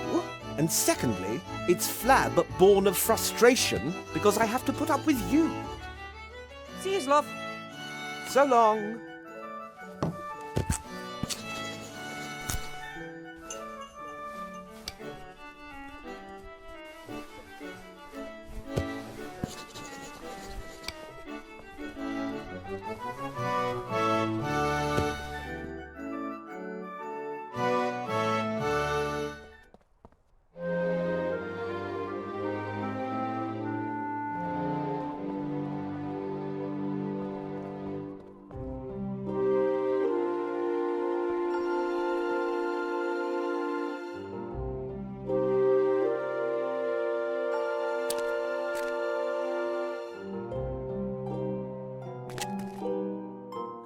never understood this strange separation between the upper and the lower town.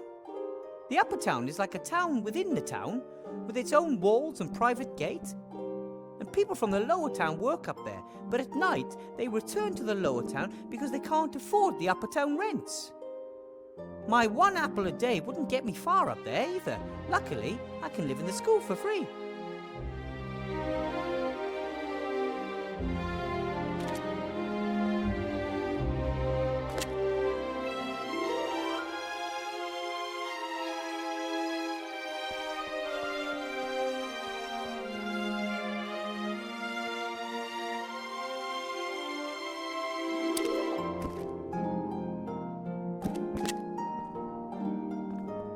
And how exactly is the key to the town supposed to help me? I don't see a keyhole. Cool.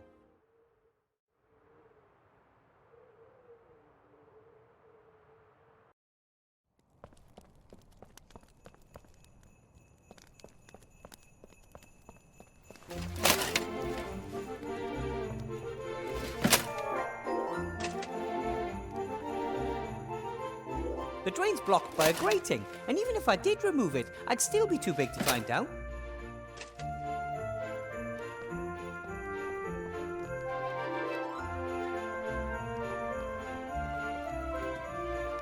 Hello? X? Shh. What do you want?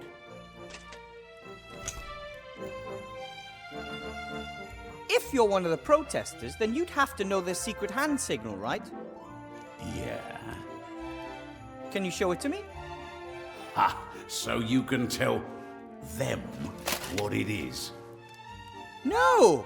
I need it, and I'm one of you. Then you must know the signal yourself. Of course I do. Yeah? Then do it for me. Do the secret signal. No problem, but you first. What's all that about? I don't know if you're one of us. Besides, you've been in prison for quite a while, and maybe they brainwashed you. All right.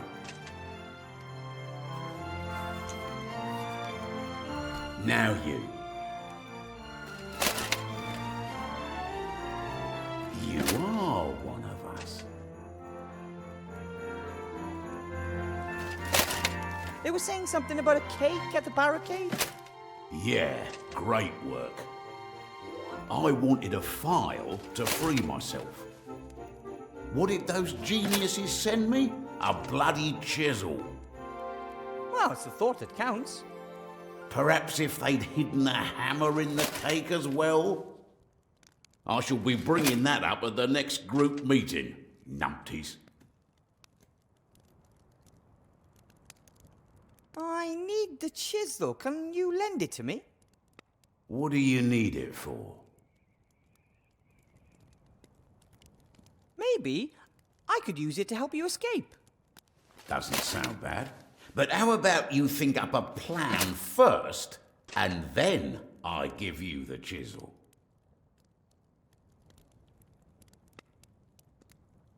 About your... Yes?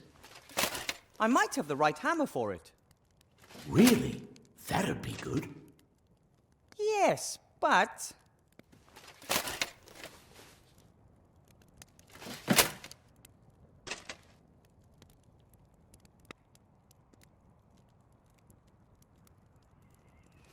First, you'll have to lend me your chisel for a bit, and then I'll return it with the right type of hammer. What if you don't? Perhaps the guard will catch you. Or you'll meet the love of your life while hammering and simply forget about me. Or perhaps you'll be appointed God of Thunder and sod off to Asgard. Anything is possible, more or less. But I'll definitely bring you a perfectly matched hammer and chisel first. Nah, too risky. I'll only give you the hammer if you give me the chisel. Then you'll have a chisel and no hammer, and I'll have a hammer and no chisel. I just wanted to check if you were paying attention. What type of hammer do you want? Eh? What type of hammer? Just a hammer. Oh, but there's a whole range of them. I lived with the dwarves for a long time and learned quite a bit about hammer technology. You could have a dwarven steelhead hammer, a common roundhead hammer, a war hammer, an MC hammer. A dwarven steelhead hammer? Yeah, left or right-handed. I just want to knock a few stones out of the wall. Out of this wall? What kind of chisel have you got? When was it made? Oh, what type of alloy did they use? I don't know. Hammer and chisel have to be perfectly matched, you see. If they're not, well, things can get pretty ugly. Really? You see, if the metal used in the hammer and chisel aren't compatible, every blow could cause sparks. So, I don't care. Well, not even when the straw in your cell starts to burn? Ah. But I don't know what kind of chisel it is. That's why you should always work with professionals. Give me the chisel, and I'll look for the right hammer. Oh, thanks.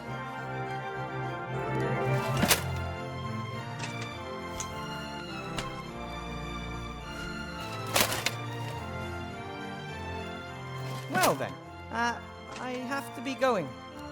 Take care of yourself, brother.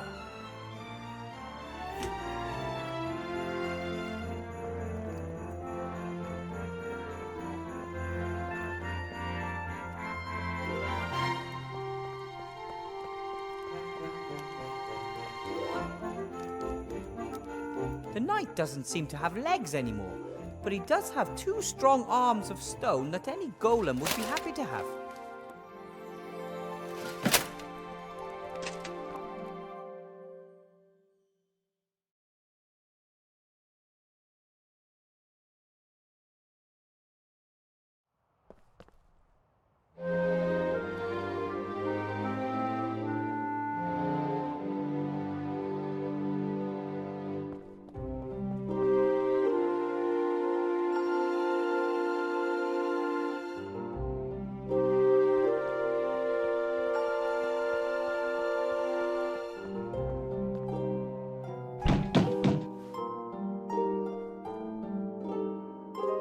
Yes? Me again. Do the secret sign. Fine then.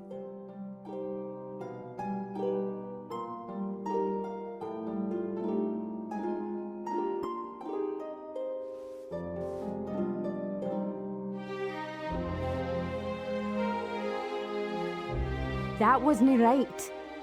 I know. I just wanted to test you. You passed. See you later. Darn it all to heck. That was not it.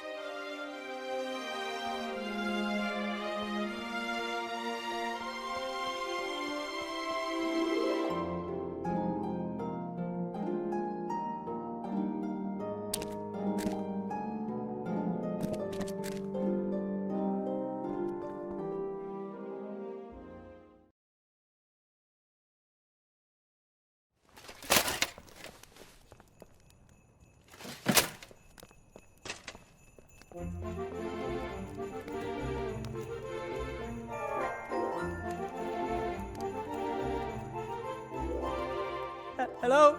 X? What are you... Is that really you, X? Yeah. Do the signal.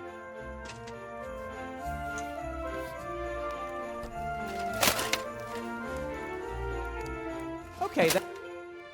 Is that real? Yeah. Do this.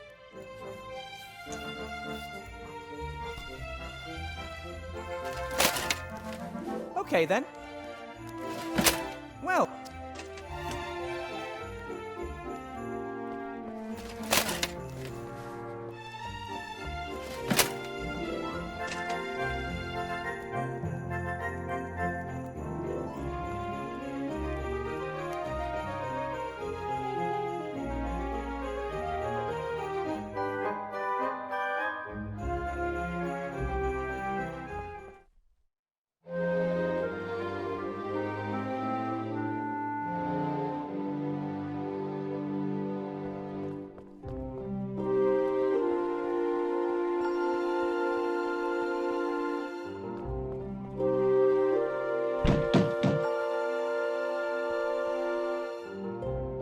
Yes?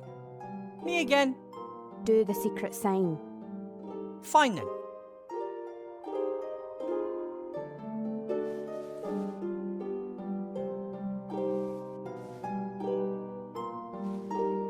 Aye, spot on.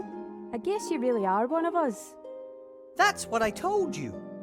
Here, take these. You can hang them up in the upper town. Posters? I'm really more interested in the clay. Yeah. Here's some clay as well. May this clod of pure earth serve the good cause. Oh, it will. So then this hole... that should keep out any poison gas. The rest of the clay is for the golem head. I think the protesters mean well, but they won't achieve much if all they do is make unrealistic demands and protest. They have to be the change they want to see in the world.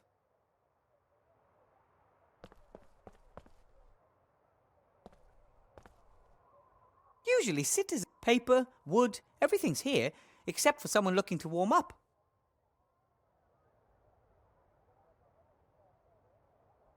A small fire spell can't hurt. Ignifaxius ignisfero.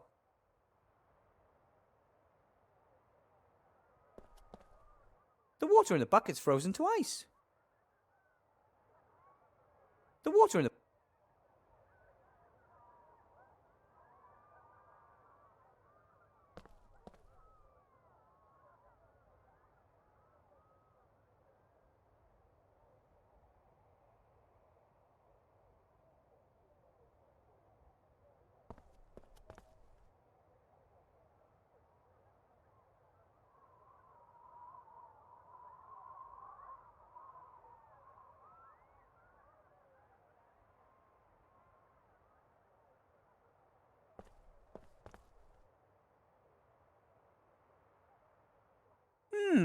Right then. How should my golem look?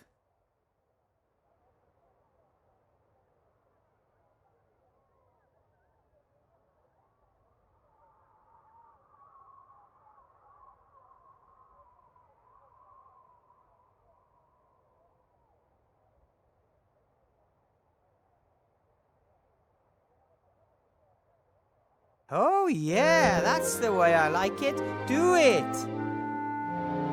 The eyes, yeah. Oh, the nose. Oh, that's tricky.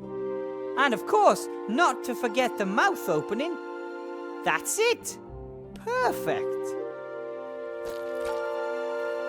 Should blocking Van Buren manage to fire me, I think I'll turn sculptor or golem head designer.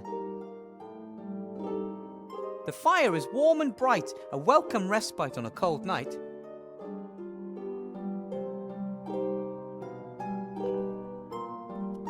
Water in the buckets for...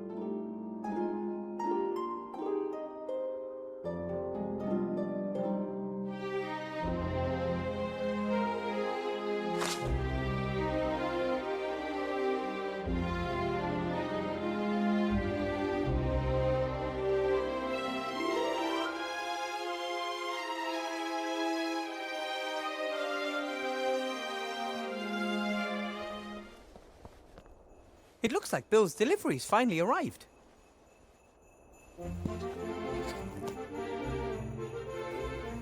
I wonder if this box is supposed to move. I've heard of trunks with hundreds of legs, but this looks like a normal packing crate.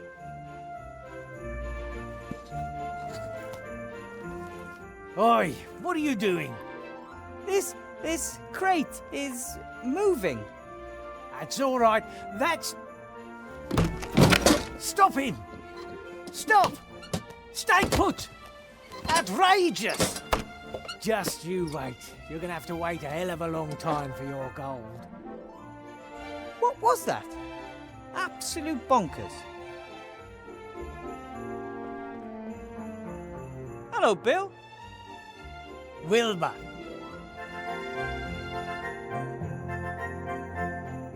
You're pretty good at numbers and measurements. I'd say. Can you tell me how much 12-teen is? 12-teen is a forgotten number between 12 and 13. In the past, people counted more precisely, so there were a few extra numbers. Thor and 12-teen, for example. But I have to add exactly 12 drops of dragon sweat to a potion. Oh, exactly 12-teen. Well, that's something else completely. That's what mages always write if they don't really know themselves exactly how much of something they need. They don't want to admit it, and it sounds cleverer if they say exactly 12-teen rather than it doesn't really matter. But you should know that as a mage. Now I do. That thing running about over there, what is it? A darn scam, that's what it is. They won't get a penny out of me, sending me such a wild thing. Yes, but what exactly is it? A piss pot! Sounded like a good idea. We equip piss pots with legs. You don't do the walking when it's time to empty your bladder. But why the devil give a pot legs that means he scurries about like a boar on fire? Do you sell crocodile tears? Can order them. Be here in 3 days. Ah, that's too late. Oh, the fine sir wants free overnight delivery, does he?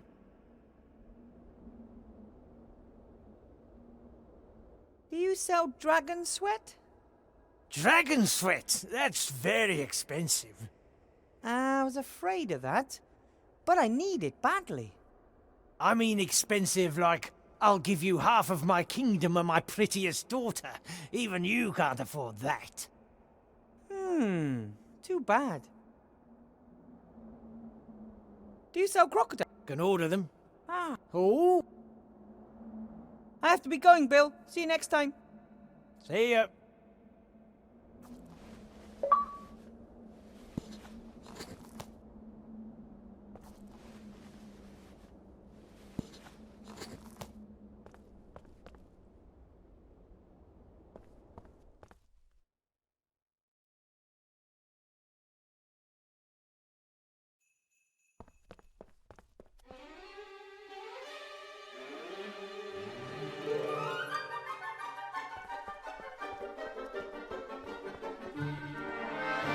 I don't think books could help me at the moment. Quite the opposite, in fact. I'm easily distracted.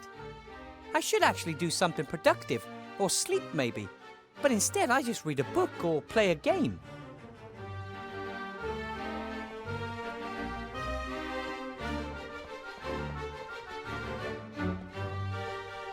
The kobold still doesn't seem to have found a way back into the school. Maybe he's long since given up. Still, I think I'll leave the windows closed just in case.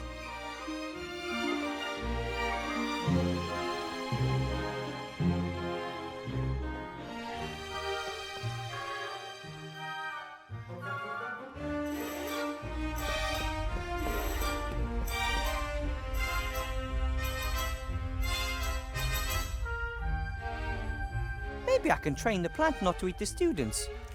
If not, I'll train the students to eat the plant.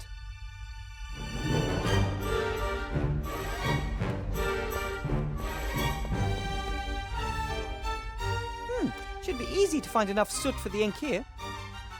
Yep, lots of soot. Now I just have to figure out the right amount.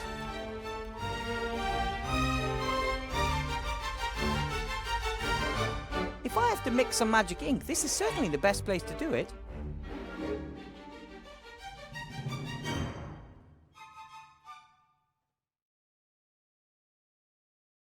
Counterweight, 3 sea stone small ounces. Crocodile tears. Unfortunately all of the liquid is evaporated. All that remains is a white powder, like salt. All that's left of the crocodile tears is a bit of salt. The recipe calls for a 2 cl of crocodile tears. That means it has to be a liquid.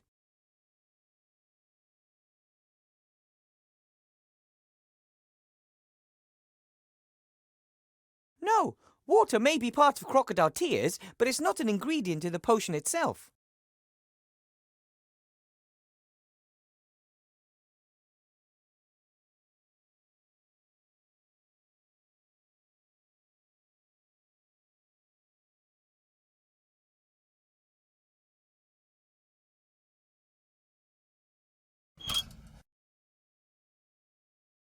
On one side of the scale, there's a 3 sea stone small ounce weight. On the other side, nothing.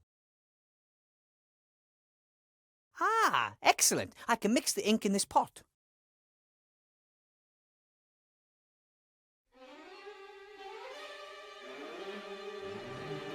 According to the recipe, I have to add exactly 1 sea stone small ounce of soot to the ink.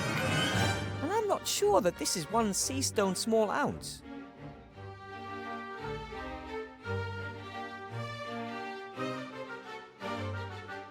The counterweight weighs 3 sea stone small ounces, but I have to weigh out exactly 1 sea stone small ounce of soot.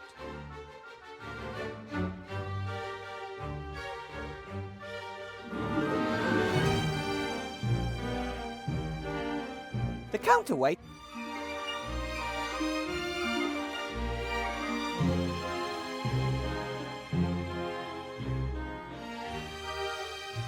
on one side of the scale,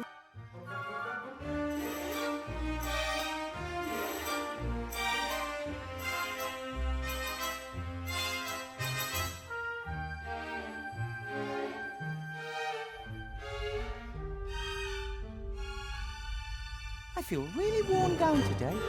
I'd love to go to my nice warm room and see my cozy soft bed, but that could be a complete disaster. If something were to happen to the Archmage just because I caught 40 winks, no, completely out of the question.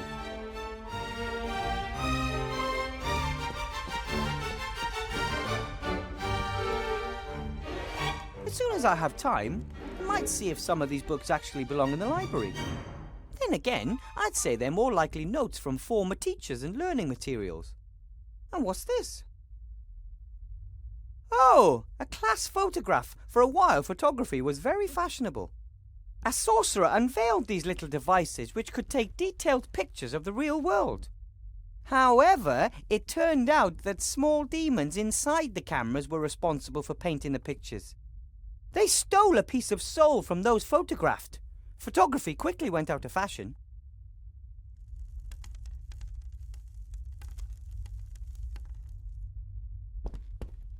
I've got a class tomorrow morning. I should prepare for it. Blocky has forbidden me from using magic in class, but how can I inspire my students without magic? I never thought that magic could be so complicated. For me, it was always quite natural. The first time I took my wand in my hand, I felt it. The magic surrounded me and pulsed through me. Everything added up.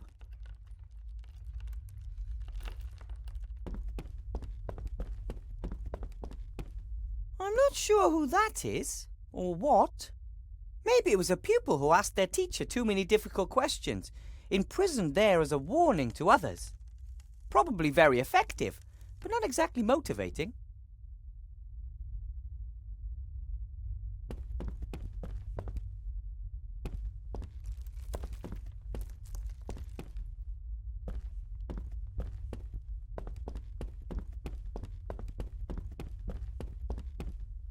I don't know if I'll ever understand all of that.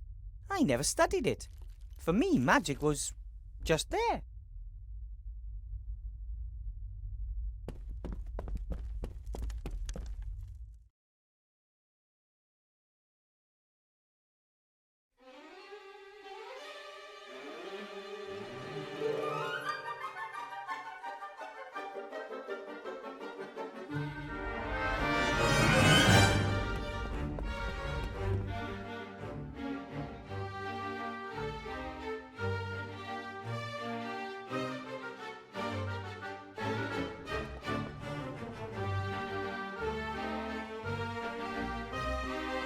Remy hinted that I should have a look around in there.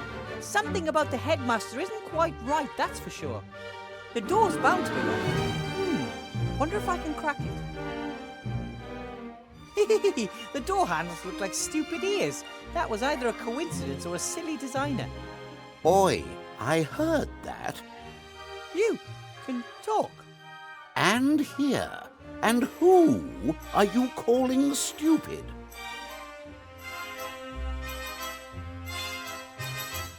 You can hear and speak. Certainly. Why? I mean, why must everything be alive? how could I hear the access code if I didn't have any ears? And how could I tell you the code is wrong if I didn't have a mouth? Hmm? You have a point. I teach at this school and I'd like to get into the staff room. What is the code? I'm starting to get the feeling that someone's deliberately put in obstacles in my way. It's called life. No, I mean that quite literally, it's like there's someone out there, somewhere, who has nothing better to do than think up one problem after another for me to solve. There's no other explanation. I don't think I know the code. No entry without the code. Presumably the headmaster just forgot to tell me. No entry without the code. I have to get that code somehow. I have to... I don't.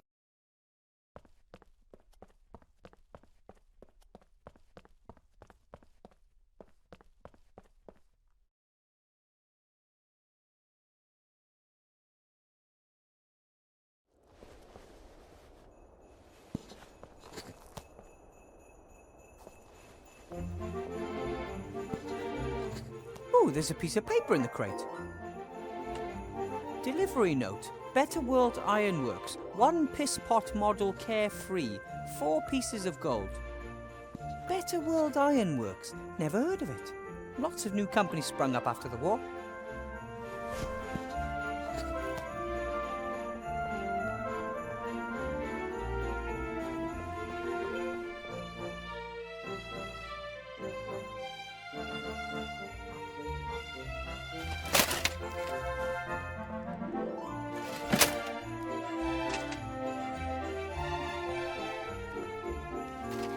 There are the chocolate Sloth was talking about in the shop window. 2 sea stone small ounces of indulgence per chocolate, with and without alcohol.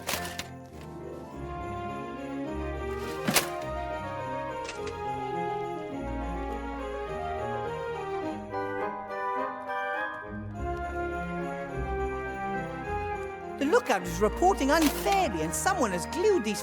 No wonder his lead in the polls is...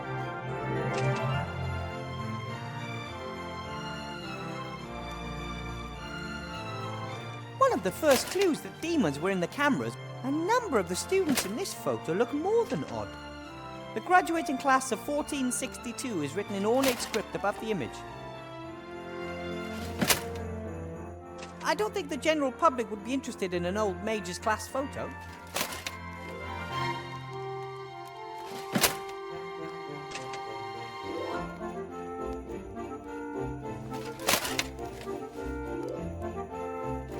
The protesters' poster would be more effective there, but it won't stick without paste.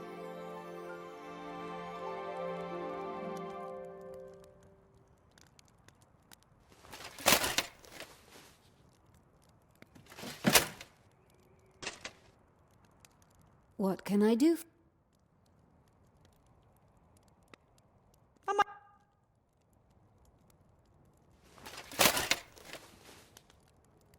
Okay, troll spit isn't as sticky as troll snot, but maybe it'll do as a substitute for paste.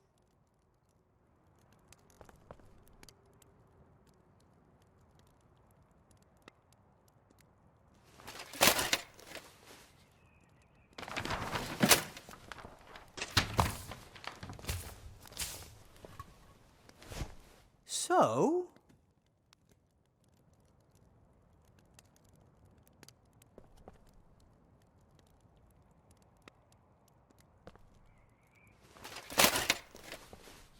Mr. Shieldhand? Mr. Professor. There's a protest poster on the notice board over there. So? It's against Council Leader Van Buren. What filth! That's vandalism of the worst kind.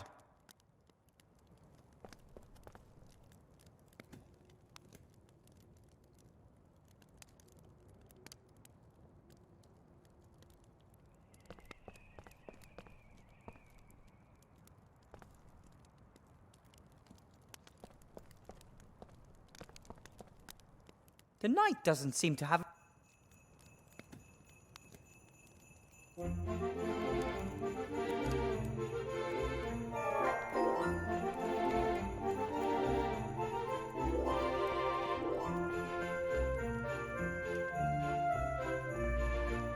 I should chat with X as little as possible.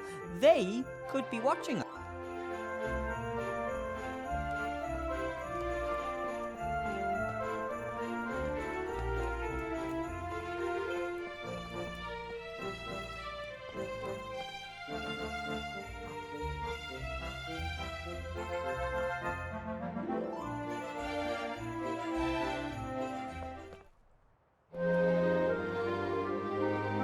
Empty boxes and packaging material.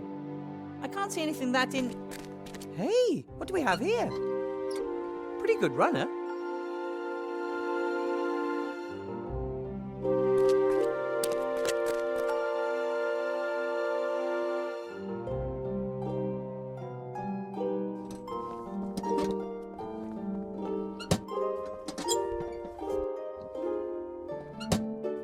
Hey, take it easy.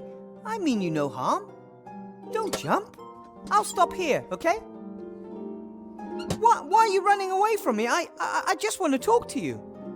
I could use some strong legs. Not for me, of course. I'm satisfied with my extremities. But for others. No, I'll back up a step. I bet it would be strong enough to carry the golem. But the poor little thing seems to be more than confused. I'm afraid it'll jump if I get too close. If only I knew what his problem is, then maybe I could talk to him.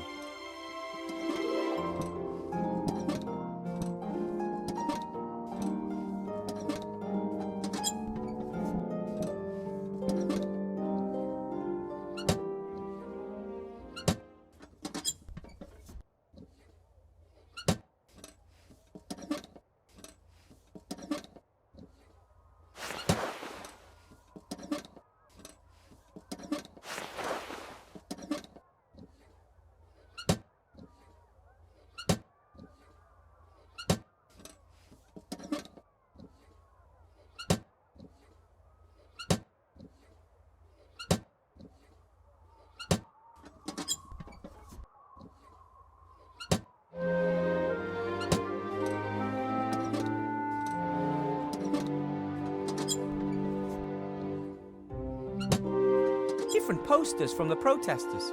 Some denounce the council leader's policies, saying she only represents the interests of the rich and powerful. I guess if you protest against everything and everyone, every once in a while you'll end up hitting the bullseye.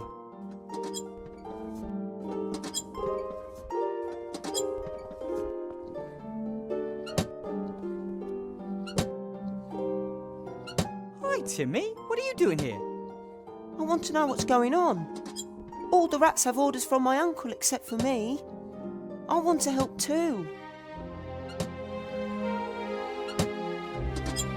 I understand that you want to help and have a real soft spot for little heroes. But you're not the strongest and your health isn't best. The Archmage staying in power is much more important for the small and the weak than anyone else. We would be the first to suffer under the council leader if she won. You could be right there. I'm trying to build a golem, and I have to get into the staff room somehow. I could find a way into the staff room. There are lots of secret tunnels and passages under the town. One of them is sure to lead there. About the staff room? Yes? I need to get in there. But... I need your help. Could you look through the notes on the headmaster's desk? He's a stickler for order, and I'm sure he'll have the door code written down somewhere. Why do you need to get into the staff room? The headmaster was acting strange and was hiding something in a drawer. I want to know what he's up to. Perhaps it's a bomb. Maybe. We need to find out what exactly. But you're too small to open the drawer. That's why I need the code. Got it. Tell me about the tunnels that run under the town. Some of the tunnels are old sewage pipes, but there are also lots of caves and old vaults down there.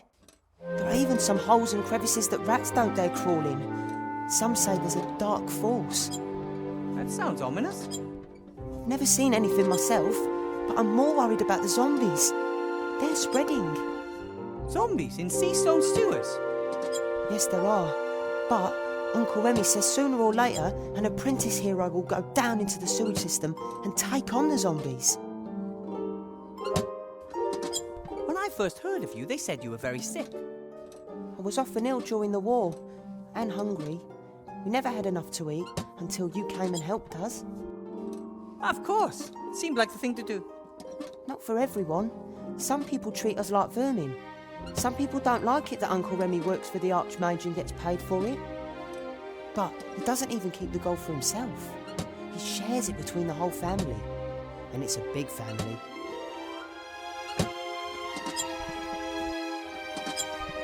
Okay, you try and get into the staff room, then we'll meet back here, okay? Be careful. I always am.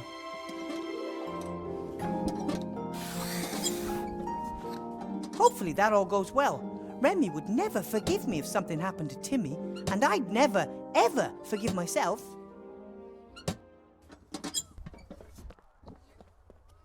The fire's melted the ice. Now it's water.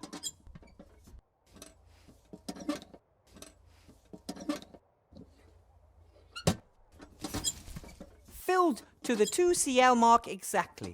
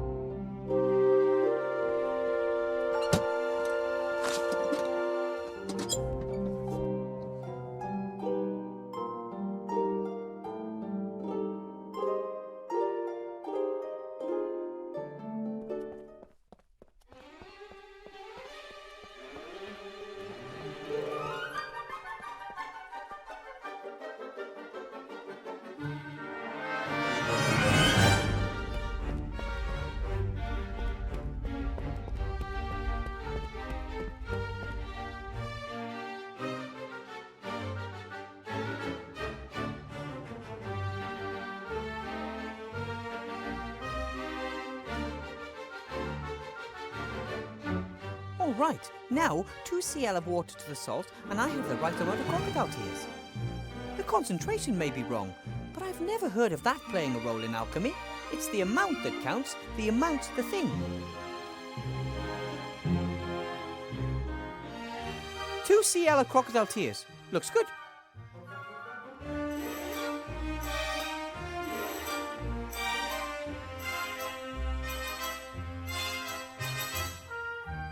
The counterweight weighs 3 sea stone small ounces, but I have to weigh out exactly 1 sea stone small ounce of soot.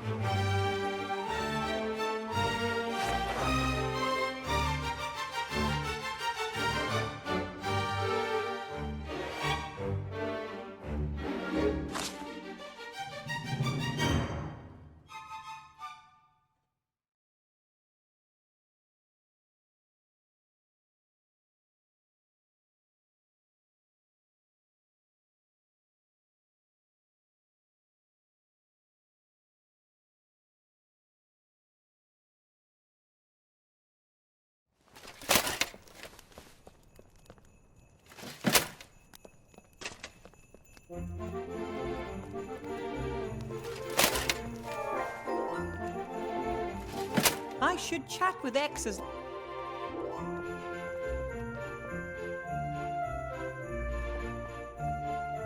Almost every house in the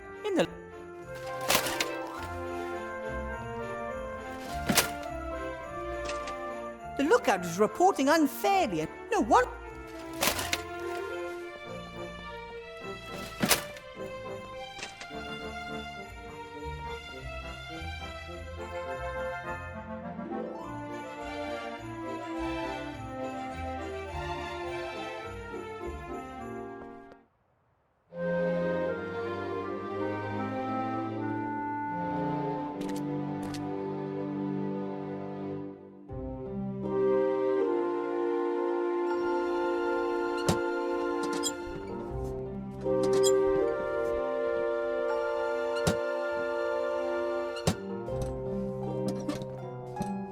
You're back. What did you find out? Lots of documents full of lists and numbers. Nothing suspicious. But I did find an entry titled door with 4 numbers underneath. 4, 60, 9, 41. I wrote them down for you. You did great. These numbers are sure to be the code for the door. Thanks for your help. Well, if you need my help again, you know where to find me. Would you like to come with me? Maybe I can use a little partner somewhere.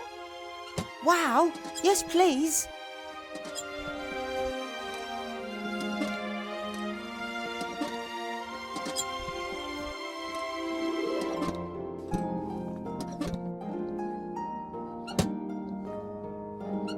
I bet it would be strong enough to carry, but the poor little thing seems to be more than confused. If only I knew what his problem is.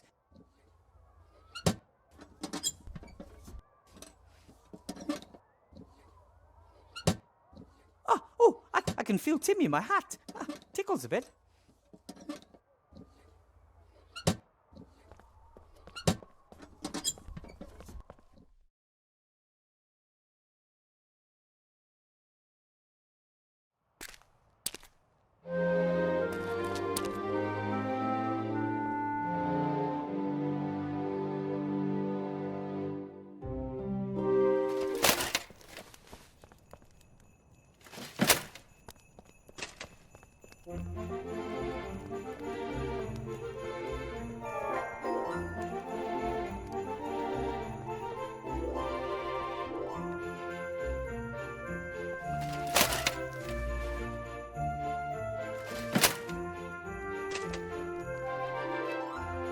Hey, Timmy, do you think you could find a way into the bakery through the sewers?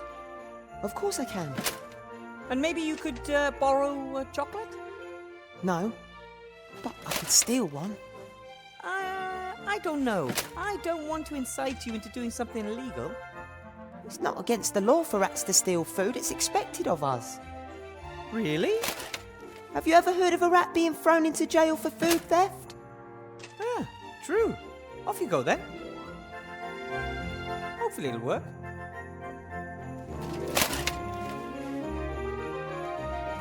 There's Timmy. He's inside. Looks like he can only carry one chocolate at a time.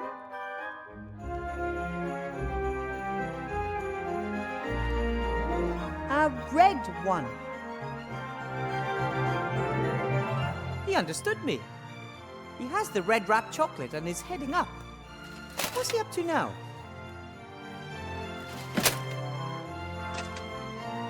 Wilbur? Ah, there you are. The chocolate. Catch!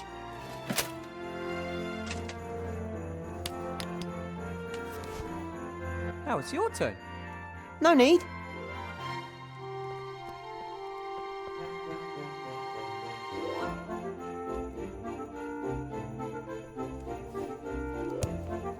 Well, how did I do? Good job, Timmy.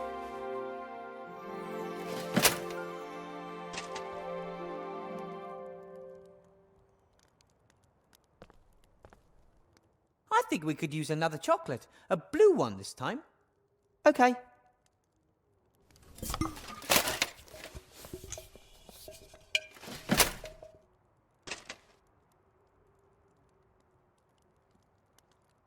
There he goes, up onto the roof.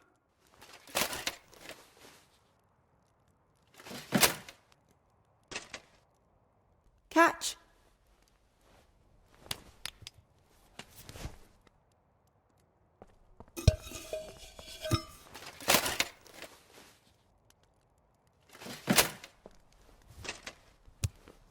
Good work!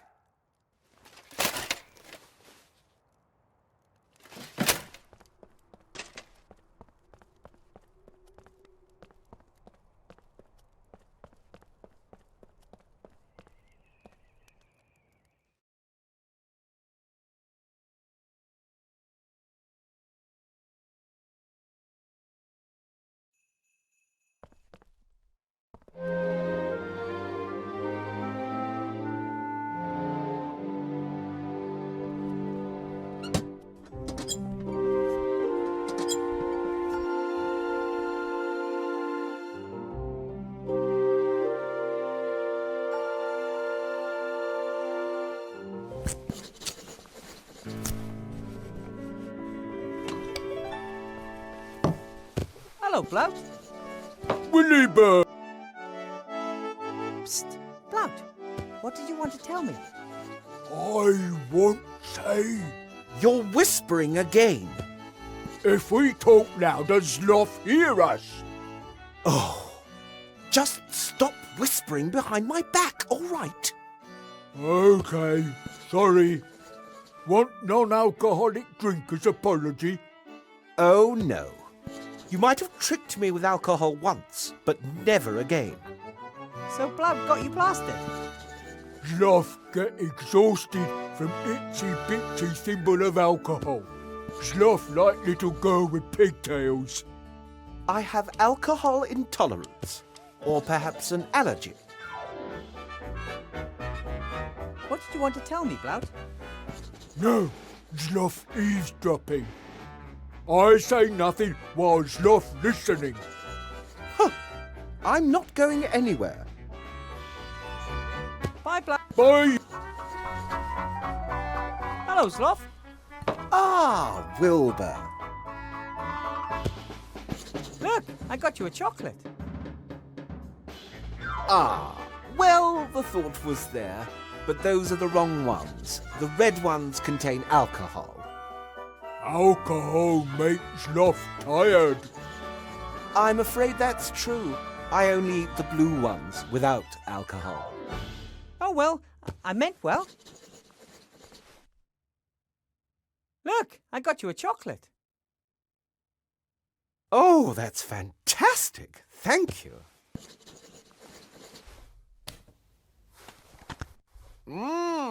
Fantastic. See? That's the way mages help one another. One wants a chocolate after closing, the other needs help with a golem. I'm sorry, Wilbur. I can't help you, even if I wanted to. I haven't kept a single part. Psst, Wilbur. Not that again. And no, I won't put my hands over my ears.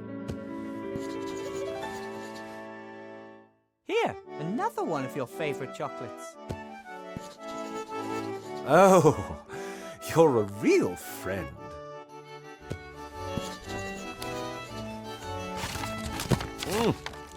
Oh, yeah. Hey, my pleasure. See you, Sloth. So long. Hello, Blout. Will... What did you want to tell me? No, I say nothing. Huh. I'm not... Bye, Blout. Bye.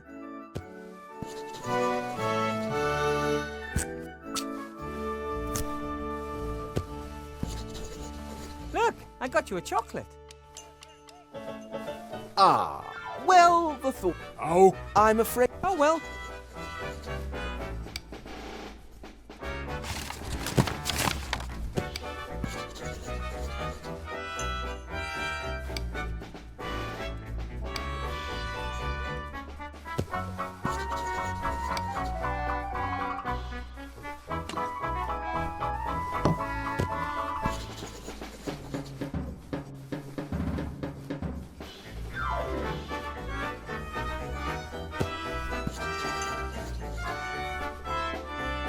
My golem's head! It looks exactly the way I imagined it would. But I have to be careful. It needs bacon.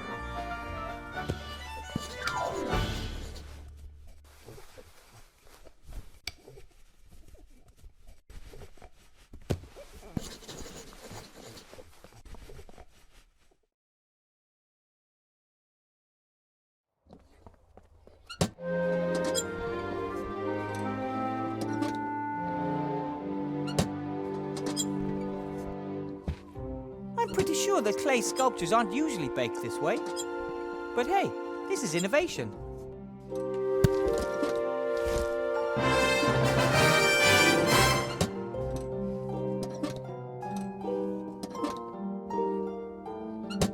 My golem's head, hard as rock and beautiful.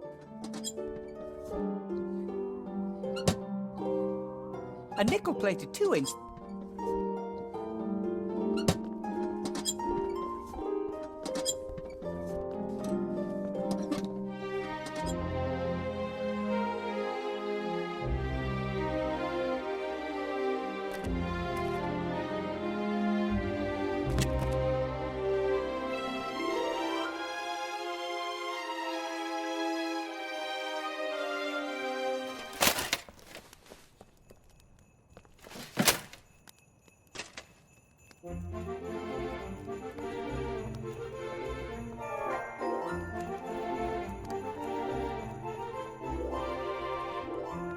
If I give X the hammer and I...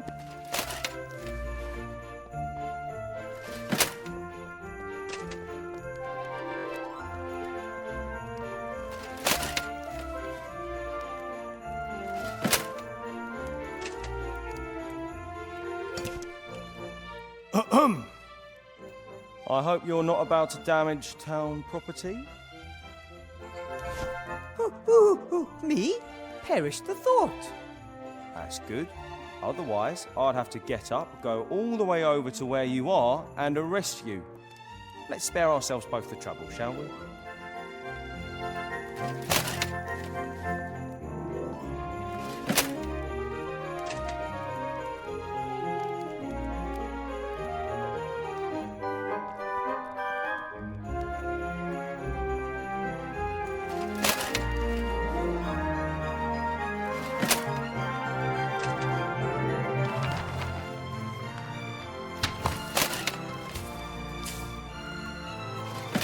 So...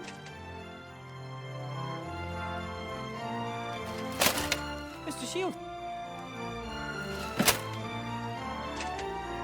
Mr. There's another protest poster over there. I don't believe it.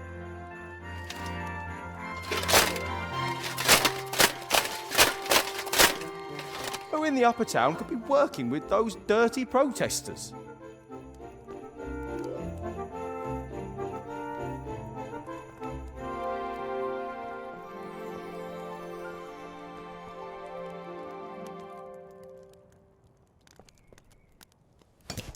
Sorry, old friend.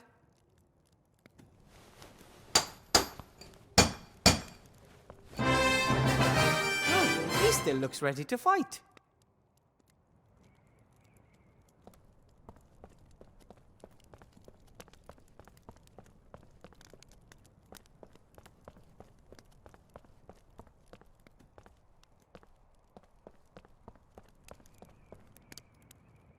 Hello?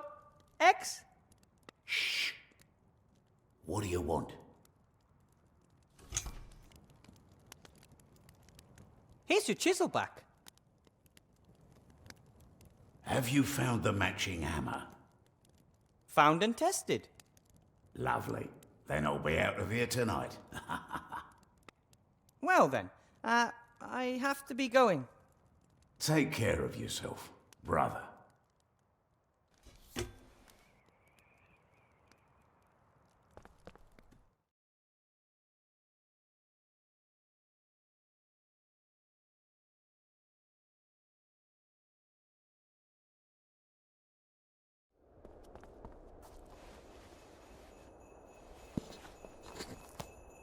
Hello, Will.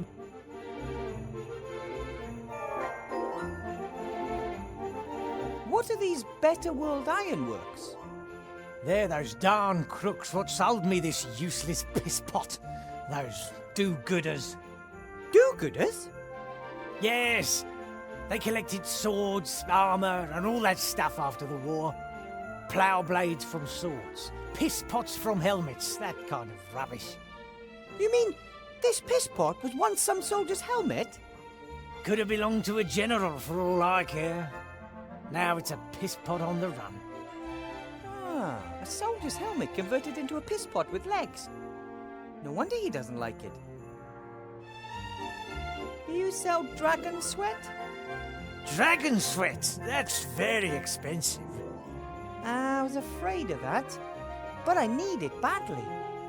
I mean expensive like, I'll give you half of my kingdom and my prettiest... Too bad.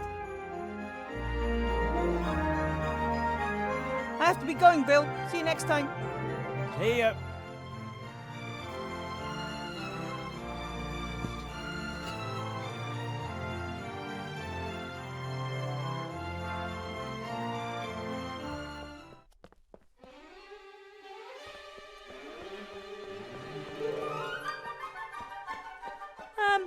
Hello?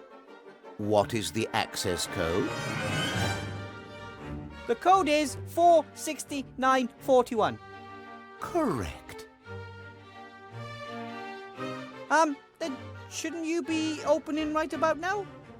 I don't know your voice. Headmaster Block hasn't introduced you to me. But I have the code. I have a dual-level security system.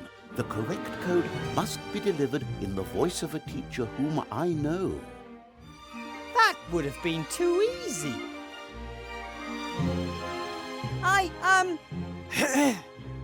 It's me, Headmaster Block.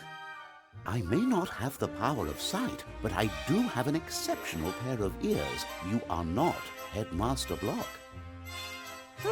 The door won't be fooled so easily. The code has to be spoken in Headmaster Block's voice. That is a bit of a problem.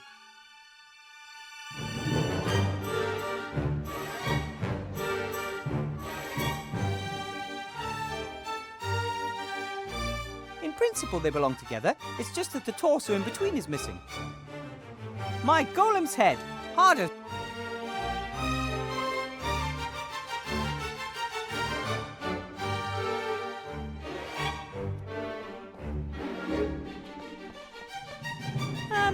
What? A code and a voice recognition system? Why so much security for a staff room?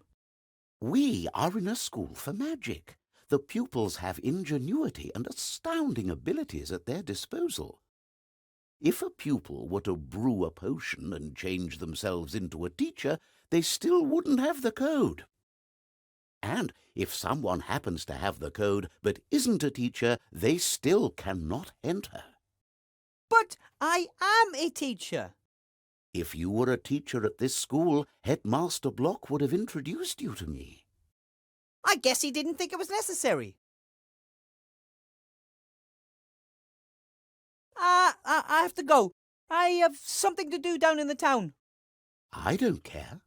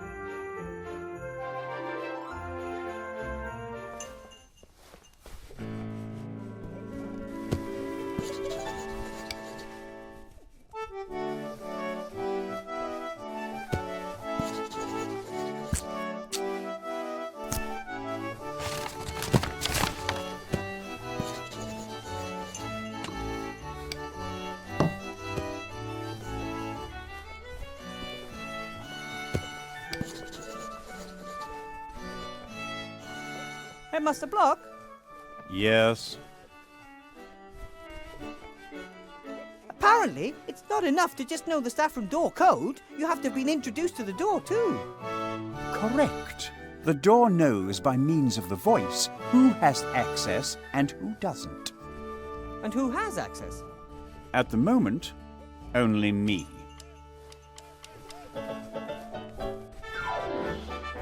Have to be going. Goodbye.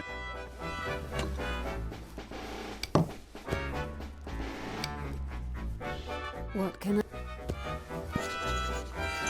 Can you imitate voices? I can imitate the call of more than 17 birds. I'm more interested in human voices. I am sorry. I only have one voice at my disposal. A very pretty voice.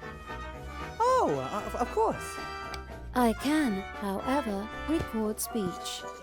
Record speech? What do you mean? Record speech? What do you mean? Fantastic! Fantastic! Okay, you can stop now. How does this recording thing work? I can record all of your conversations. If desired, I can play back only certain parts of the recording. You mean that if I can somehow get the headmaster to say 4, 60, 9 and 41 in conversation, you could repeat those numbers in his voice? Correct. Excellent.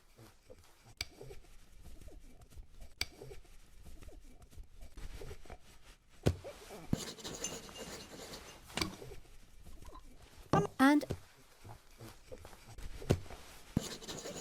Headmaster Block, Yes. why did they appoint you, of all people, treasurer? Well, I think the leader of the council values my punctilious manner and neat bookkeeping. In addition, I was, if I may be so bold as to simply come out and say it, mathematics champion for several years in succession in my youth. A clear liquid, in a glass, in a bar? What could it be? Water. Sure, why not? A nice glass of cold water. It's warm water. I drink 2 glasses of warm water every evening. It helps the digestive process. Why don't you drink 3 glasses of water? Or 4? 4 glasses of water in one evening? That really would be decadent. Besides, you'd probably have to keep getting out of bed to go to the toilet. Yes, 4 glasses of water would simply be too many. But it's good that we were able to talk about that.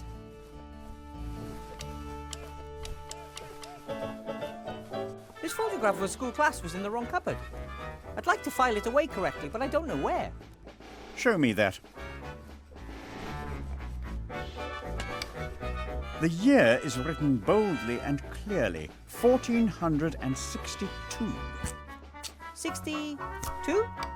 Yes, 62. Ah, thanks for your help.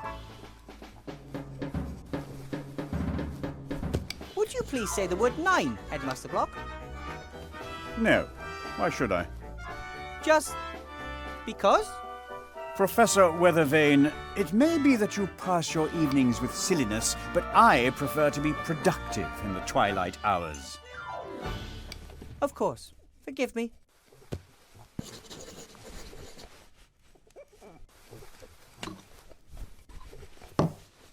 I wonder whether we should hang up some balloons tomorrow morning for the school's inauguration. Red ones would be best. What do you think? What would be a typical number of red balloons? We don't have scope in the budget for balloons. I also find them rather unsuitable. 98, maybe? 99? I said no balloons. I could really go for a nice dwarven ale about now. How about you? It would kill you on the spot. You do know that. Oh, I grew up with dwarfs. The cellar master always served dwarven ale in the garrison pub. It's strictly forbidden. Who says? Licensing Law, Paragraph 9, Section 1. Dwarven ale may only be served in specially secured underground bunkers. Paragraph 9 says that. Paragraph 9, indeed. Ah, the cellar master probably didn't know that. I'm going to send a carrier pigeon off to him tomorrow morning to warn him. So you were a mathematics champion in your youth? For several years in succession, in fact. Then tell me, what is 65 plus 50 minus 33? 82. Carry the 3. Yes, right. I'm amazed by your math skills. I have one more problem for you. Well, all right then. What is 17 minus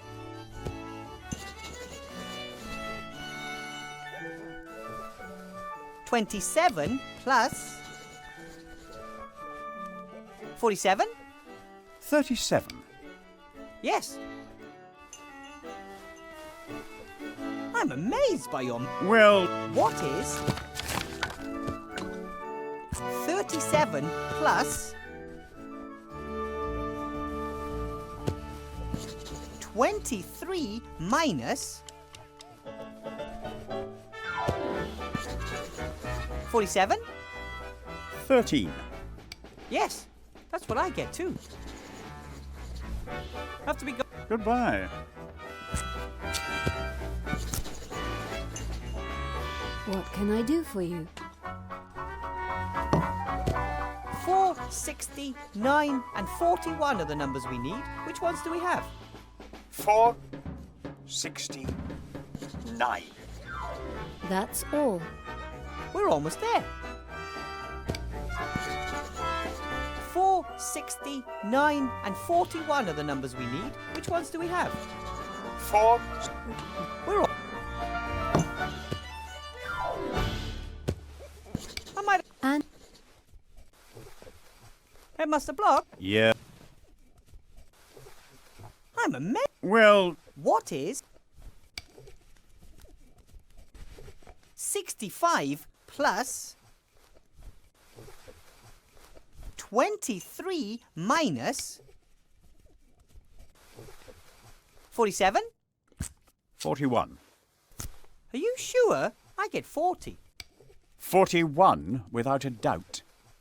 Thanks. That's all I wanted. Have to be going.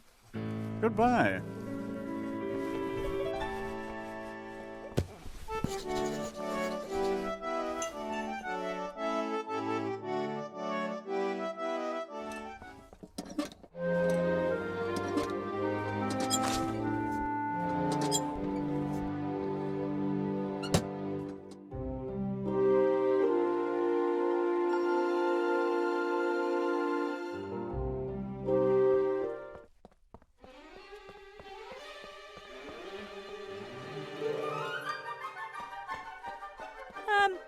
Hello? What is the access code?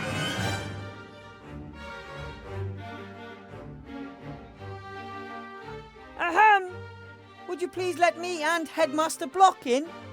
I only heard the footsteps of one person. 4, 60, 9. 41. Oh, pardon me, Headmaster Block. That's better.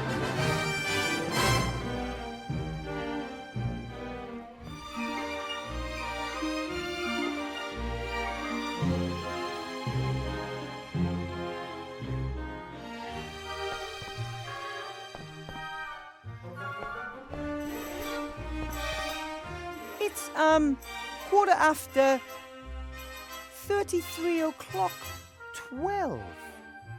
The inauguration ceremony with the Archmage will be held here tomorrow morning at 9 o'clock Standard Time.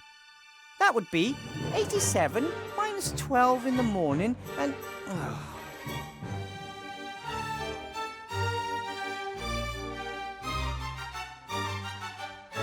I've just a couple of hours until the school's inauguration.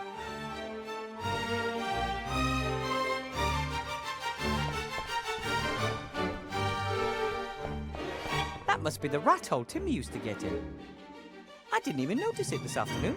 I think that's why rats make such good intelligence operatives. Nobody pays them any mind.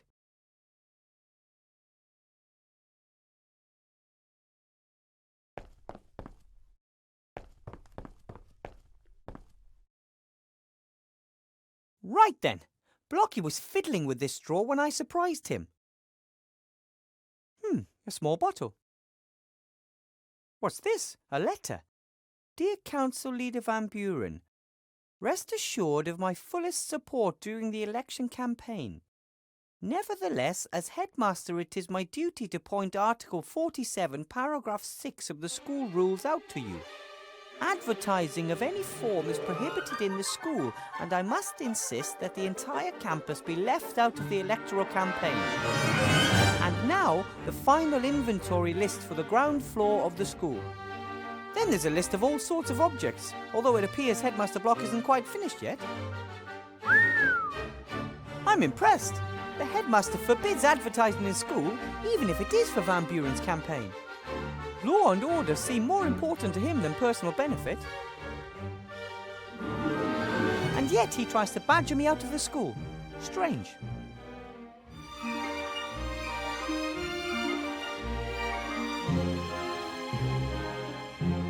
The only thing in this drawer was this bottle. spidery, old-fashioned writing, hard to decipher. Dragon sweat. Dragon sweat! What is the probability of the headmaster having the one ingredient for magic ink in his drawer that I couldn't find anywhere else? Talk about luck!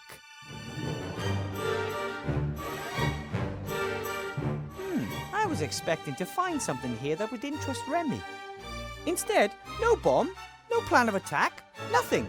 The headmaster seems to be the most law-abiding man in Seastone. Could he really be a danger to the Archmage? I'm pretty sure there's a law that prohibits murdering the Archmage. Why is he acting so strange? If he's not part of the plot against the Archmage, then who is? I guess Timmy's already looked in the rat-accessible files. He found the door code in one of them. Blocky won't mind if I borrow his pen. Well, he probably would. But he doesn't need to know.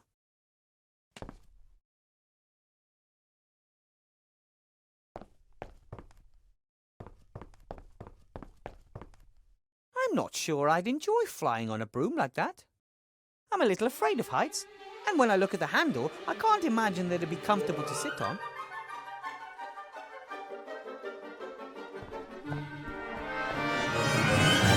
The fire's just embers. Wish I had some potatoes.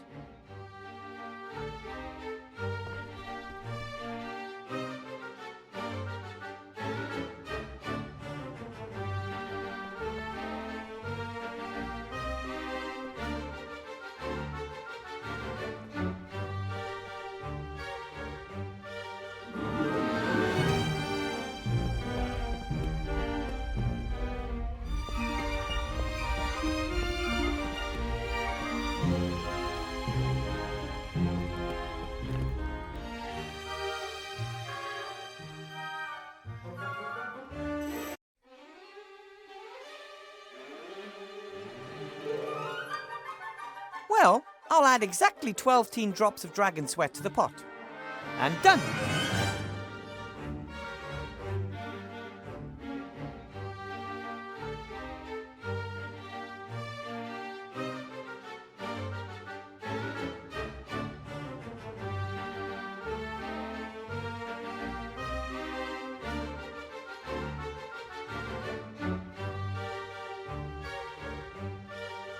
Right then, the counterweight weighs exactly 3 sea stone small ounces. The chocolate weighs 2 sea stone small ounces.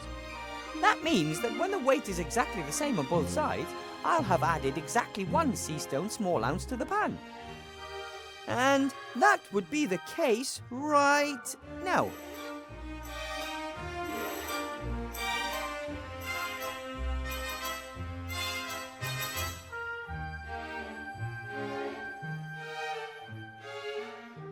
Exactly 1 sea stone small ounce of soot, and in you go. All right, that's all of the ingredients in the pot.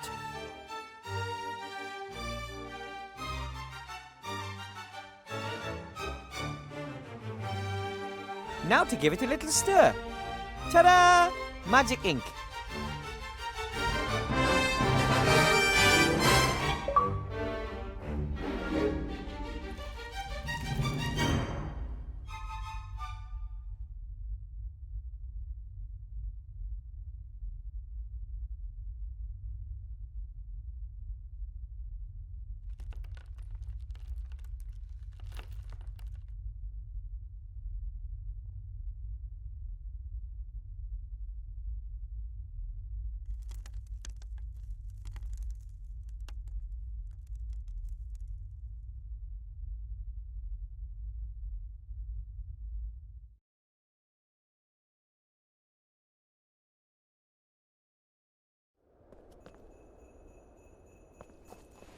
He seems to be pretty busy. Probably better if I don't disturb him without...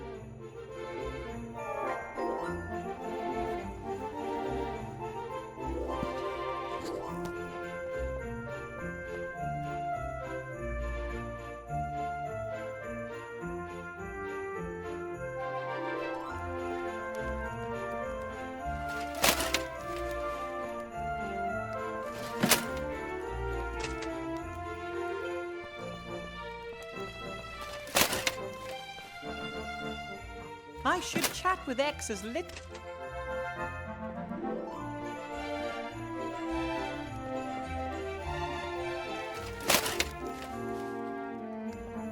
The less I talk to him, the better.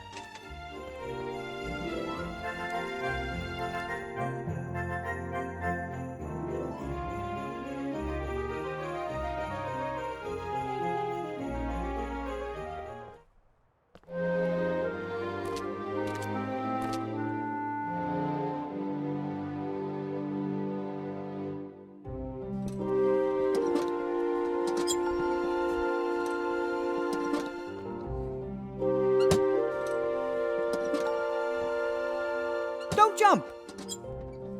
You were once a soldier's helmet, right? And the way you look, not just any soldier either. And now they've turned you into a magic piss pot.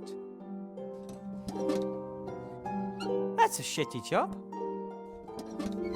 I so understand why you ran away. You fought for good, went through so much, and now... How would you like to do great things once again? For your Commander-in-Chief? I'm building a golem to protect the Archmage. You know Archmage Alistair, don't you? He's in danger. Maybe the Shades are behind it. But definitely a dark power. You could be the golem's legs. It would be an honourable task. So you're in? Deal, little helmet. Don't cock it up.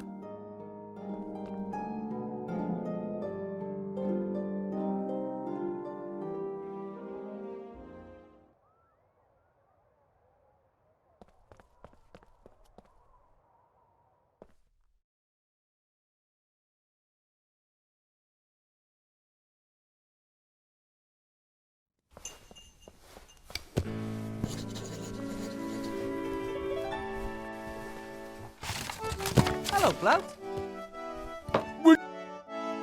What did you want to tell me, Blout? No, I say nothing whilst not listening.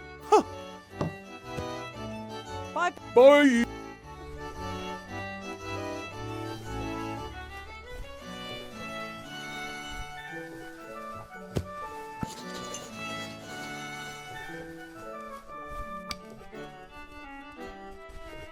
What can I do? What's the best way to go about building a golem's body? A golem needs a torso of stone, clay, loam, or similar. It also needs strong arms. And a couple of strong legs to move around on. Correct. The head of a golem. That means I'll have to make the head myself.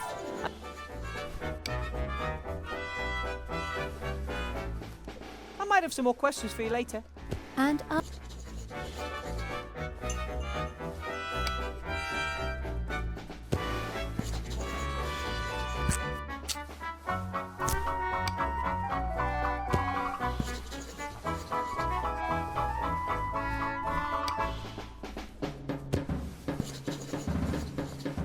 He's unfair to me and pretends he isn't. I'm only going to talk to him if I have to.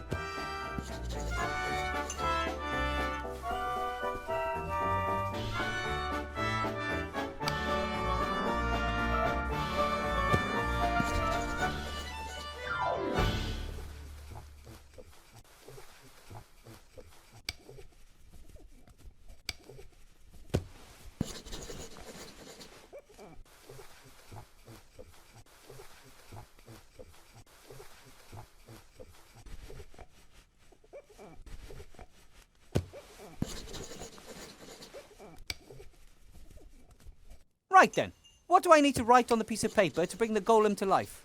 Just live? Yes, in principle. But in golem language, and that's complicated, I'll dictate it to you. Grolop Grishna Kalabeb. Wait a minute. Grolop Grishna Kalabeb?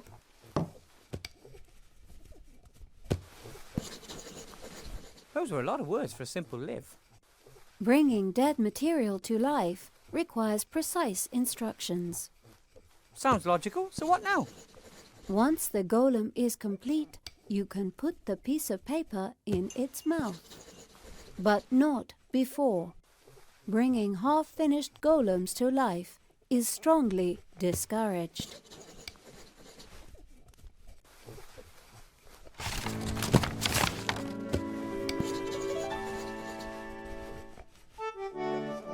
In principle, they belong together. It's just that the torso in between is missing. A delivery note from the Better World.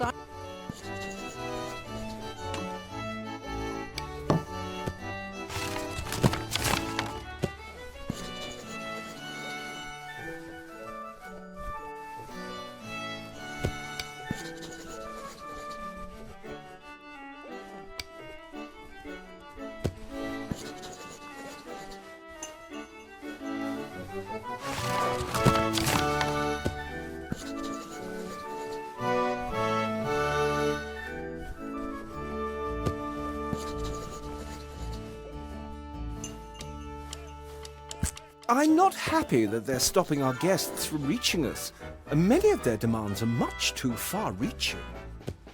What do you think of the protesters' demands, Luff? But it's good that they question things. They will form a platform from which wiser and more level-headed people can contemplate how to really make the world a better place.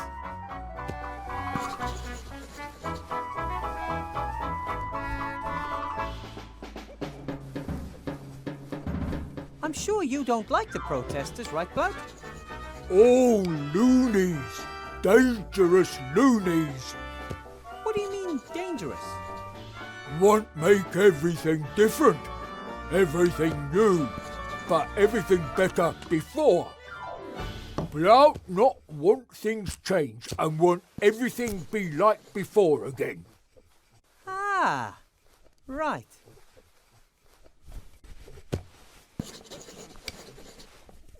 Hello, Wilbur. What did you want to tell me? No, I said... Huh. What did you want to tell me? I...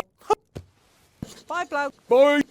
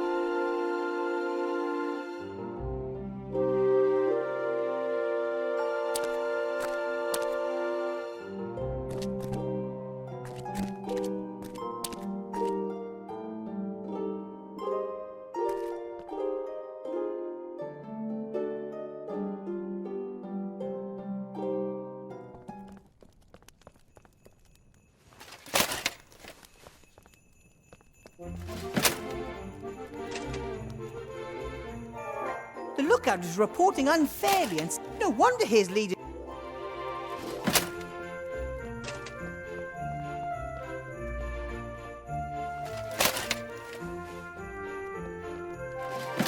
I wonder if Zloff would help me with the golem if I got him some chocolates.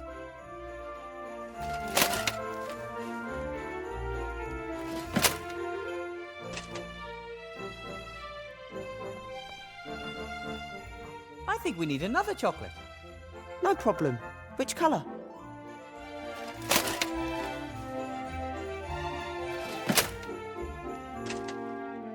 Oh, one blue one, please. One red one, please. Okay.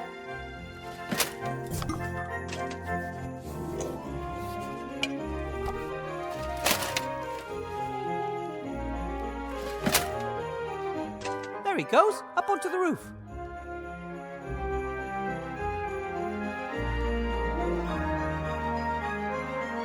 Catch.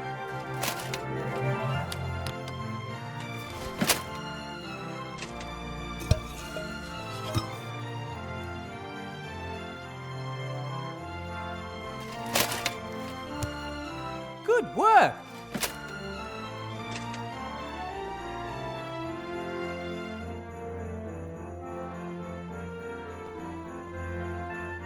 think we could use another chocolate. Okay.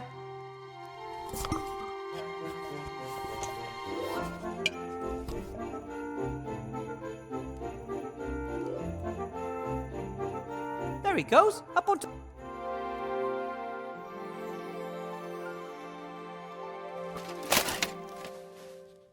Catch.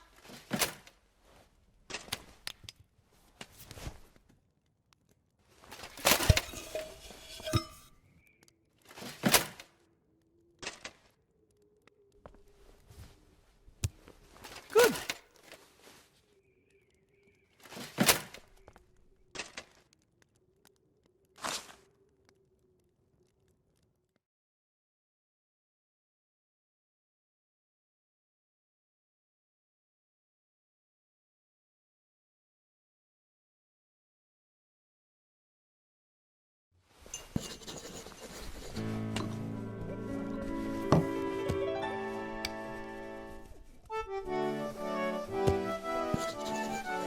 Here, another one of your favorite chocolates. Oh, you're a real friend.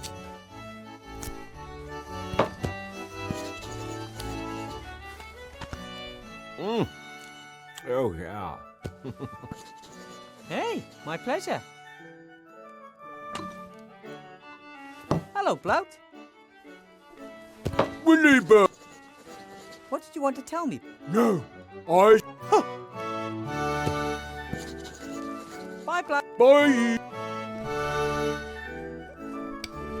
Look, I got you a...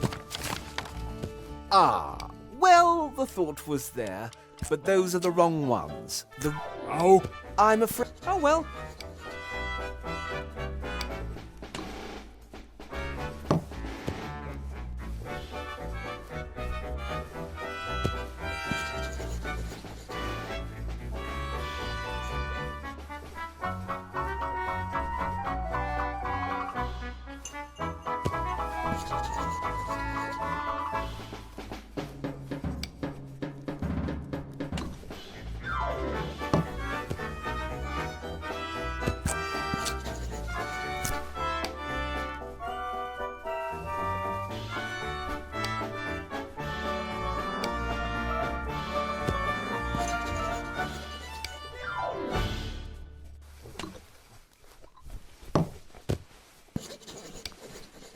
What? Am I... And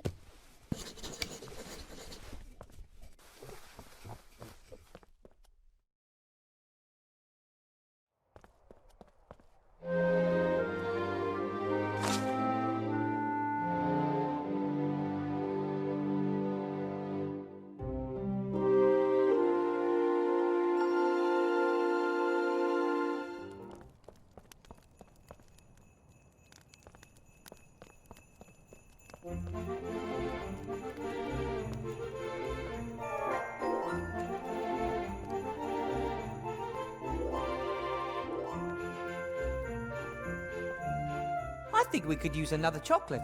A blue... Okay.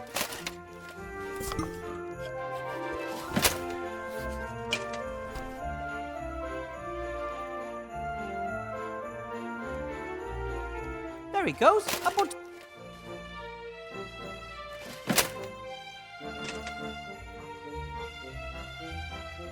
Catch.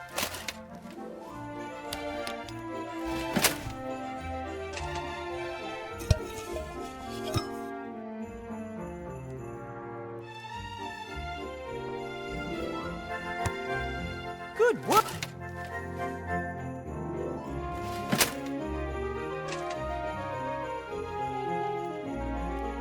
No, I think I have enough chocolates for now. The drain's blocked by a grating, and even if I...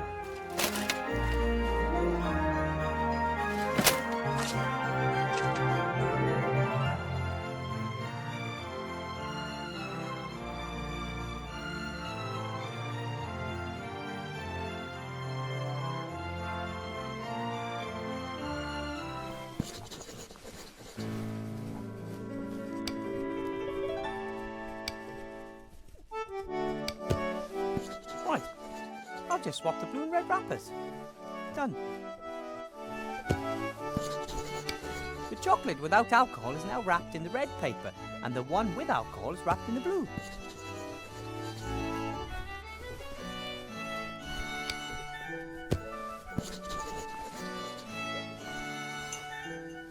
Do you want another one of your favourite alcohol-free chocolates? Oh, of course.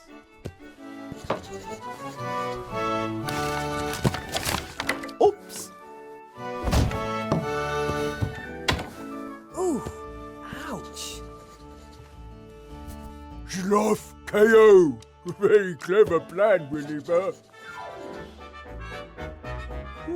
That was a pretty hard thump. Perhaps we'd better call a doctor. Bro, ogre skull unbashable. Okay, fine, if you say so. What did you want to tell me, Blout? I hope it was worth it. Blout has golem. Or part of golem. Your brother's golem? No, other golem. Blout bought it. Why did you buy a golem? And why don't you want Sloth to know anything about it? Sloth always so much work, much stress, much row. Blout scared if fight more, Sloth leave him one day. Right. That's why Blout buy golem. Should help in Sloth and Blout have holiday. I see. And since Sloth had some bad experiences building golems, you wanted to keep it secret until it's finished. Where is the golem? Or the parts? Here.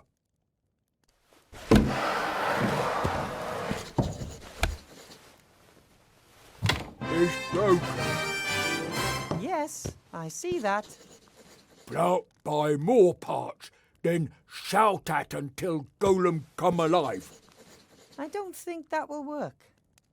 Yes, Sloth hear and complain.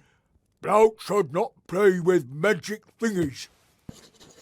Wilbur must build golem, then Blout stop making fun of Wilbur's size.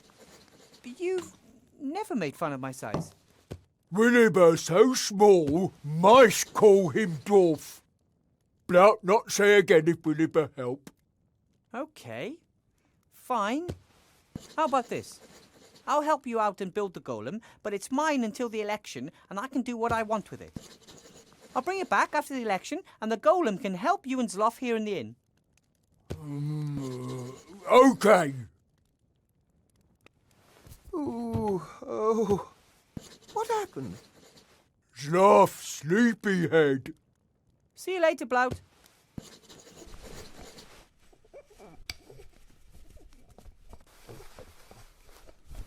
Fantastic. What have we here? A torso and nothing else. Arms, legs and head are missing. A few old notes have fallen out of it. Mow the lawn, wash the dishes, chop a basket full of firewood, then do nothing. Find the Holy Grail in the castle of Arg. Stop! By the gods, stop! Right this moment!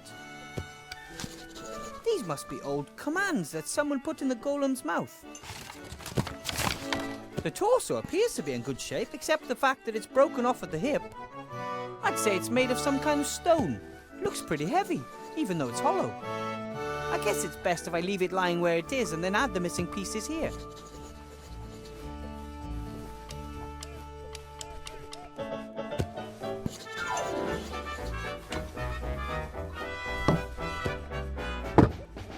They might not be your usual golem feat, but they seem highly motivated.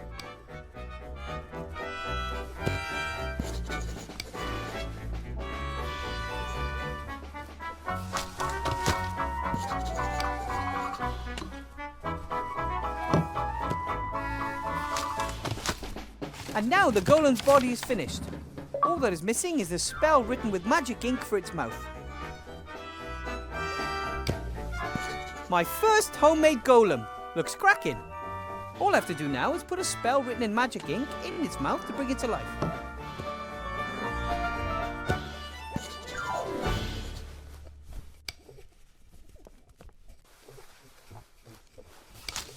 Here we go.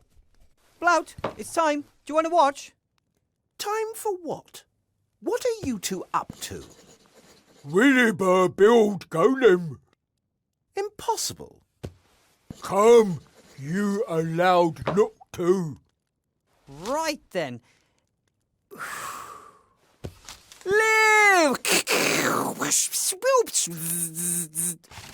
What are you doing? I felt it'd be boring without some thunder and lightning and so on. Bosh!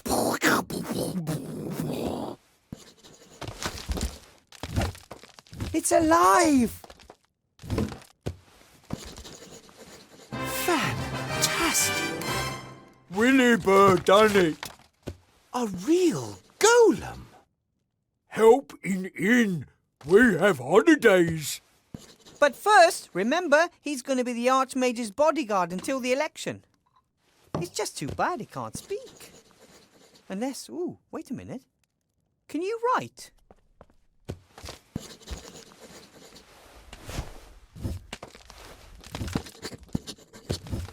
What are your orders, Master? Let's go to the mage school. We can discuss everything else there. Good work, Wilbur. Thank you. It feels good to be able to take at least one worry off the Archmage's back. Until then.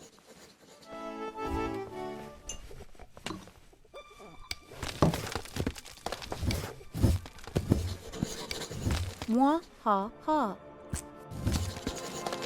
Mwah ha ha ha ha.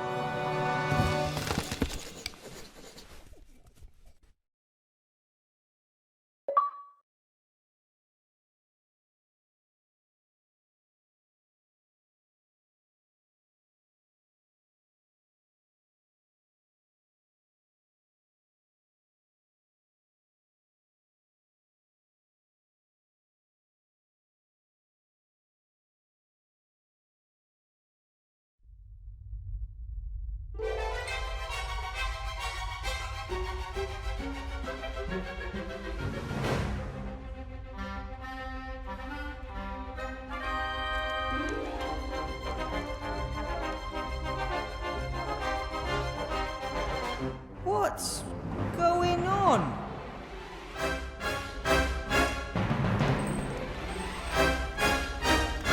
You looking for this? What the?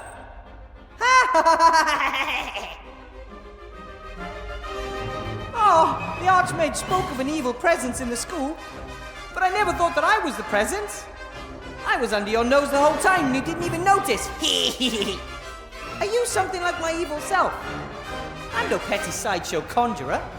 I'm the greatest sorcerer in the world.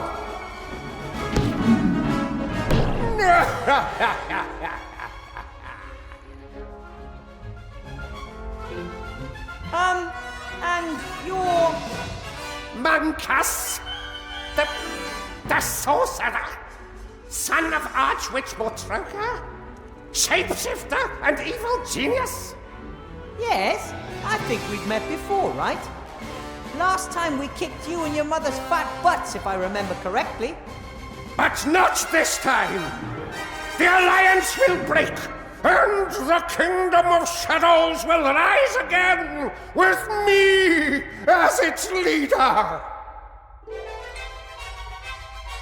You're a monster! So what are your plans? Oh, so this is the part where the bad guy tells the hero his plan so he can scupper it at the last moment. No, not this time.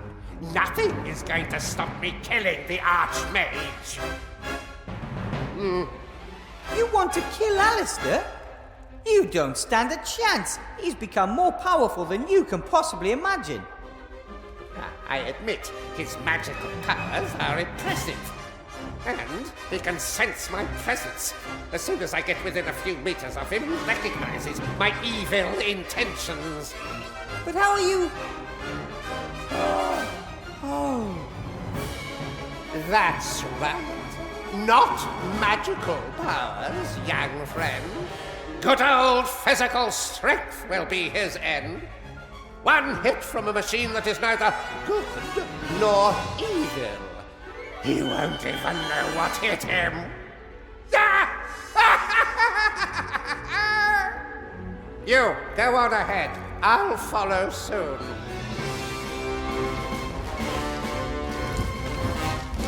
No!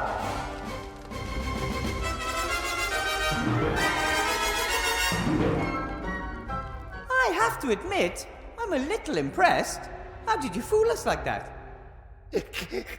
Well, it wasn't easy. It took a master of intrigue to manage it. Perhaps true. You were in my first class too, right? The boy, the headmaster, I was both of them. I was looking for a way to get at the Archmage. Impressive. Maybe you could, free me and tell me more about it. You're such a transparent liar, Weathervane. It's shocking.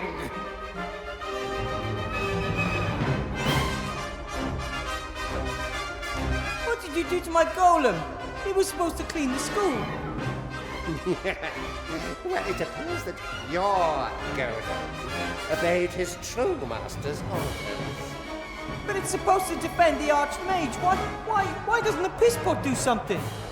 He can't. I fear that the spell, which the slate provided, well, it contained more than just the order to live. The slate was from you. Ah! Light bulb moment!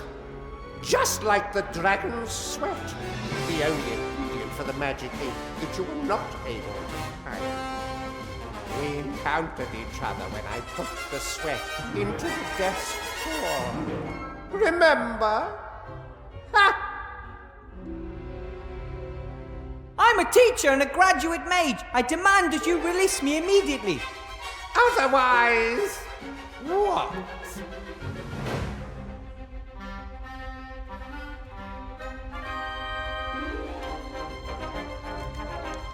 I'll scream really loud for help, or hold my breath until you let me down, or both at the same time. The walls of this school are thick, and the Archmage should be in the staff room by now. Then I'll just free myself and stop you. Oh, how will you do that? Without this? That's mine! Give it back! Just as delicate as peace in a world without the Archmage.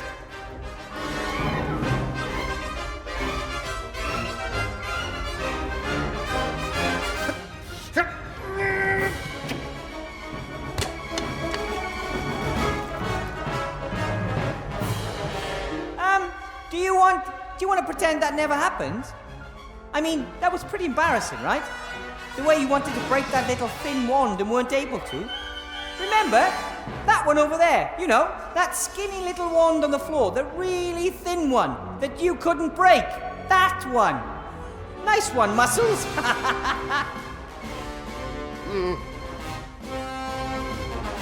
I'll stop you. You're not going to do anything to Master Alistair. Oh, really? Master Wilbur Weathervane, the big hero, will prevent it? The very same Master Weathervane who built me the weapon I need? No! What will the people say when it's your golem who crushes the Archmage? And that's not all.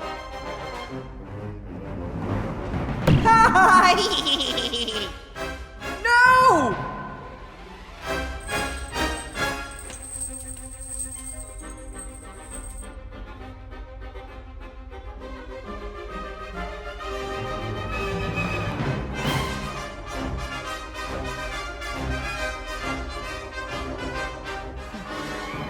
Some mages can perform magic without a wand. That would be really useful about now. The wand would fly into my hand, I would cut my bonds, and no ice monster, or anything else, could hurt me. The curtain in my room is slowly disintegrating. Actually, someone needs to clean the classroom from bottom up. And by someone, I do not, however, mean me. I think that's the key to the shackles. It was given to me along with the other keys when I accepted the teaching job.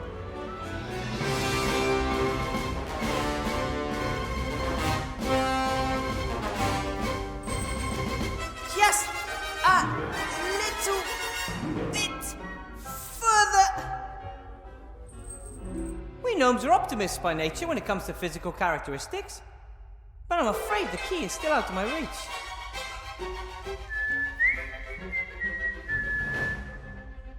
Timmy! What are you doing, Mr. Professor? Long story. You gotta get me out of here, okay? Fast!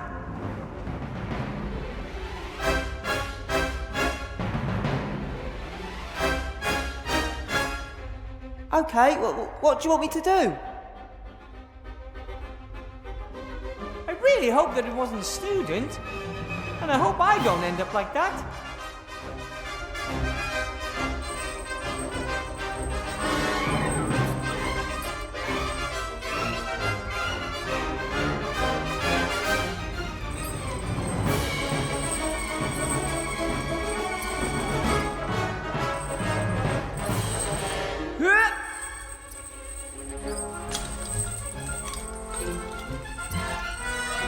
I can't get any closer to it, but I got the skull and a little bone that was hanging off it.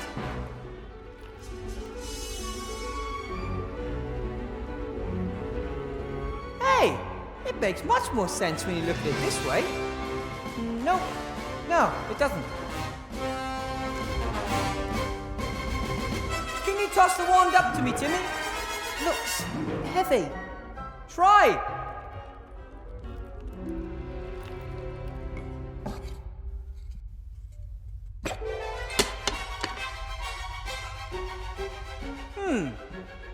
Oh well. Good try, Timmy. The key on the desk, Timmy. Can you reach it? I can't get up there. I thought you were really good at climbing. Yes, but not flying. Well, think of something.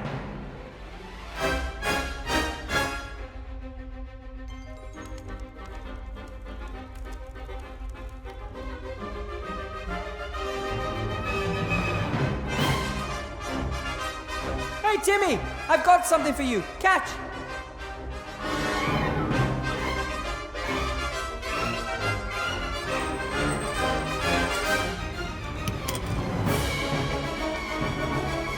Well done!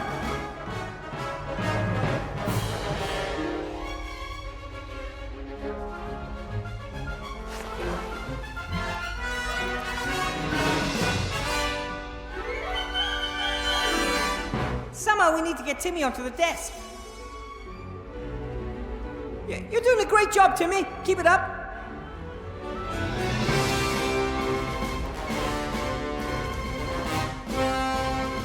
Timmy, a thread from the curtain. Can you bite one off?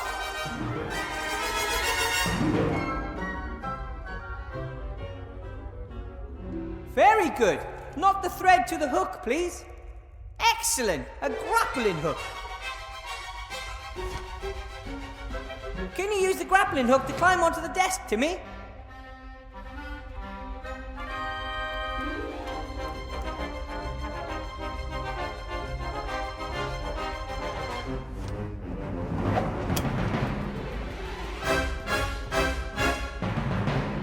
Great! All right, grab the key. The ruler, Timmy. Can you push almost half of it over the edge of the desk? I've got an idea.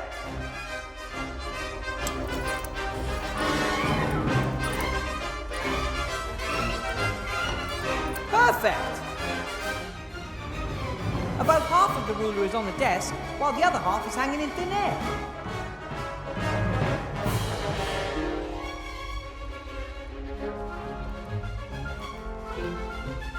Okay, Timmy, this is where it gets tricky. Please stand on the end of the ruler.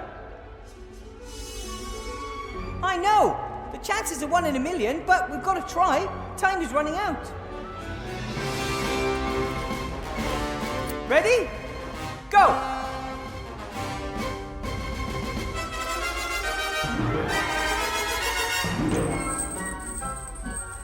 Way! Well, how good was that? The shackles, fast!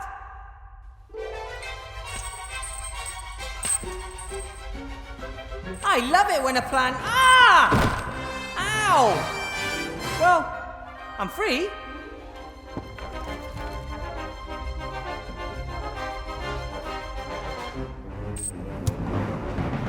Well done! Now listen to me. You run as fast as you can to your Uncle Remy and tell him that there's an attack planned on the Archmage. Got it? An attack on Master Alistair? That shapeshifter Monkus is behind it, and he has a golem, my golem. We can do it. I'll get Uncle Remy.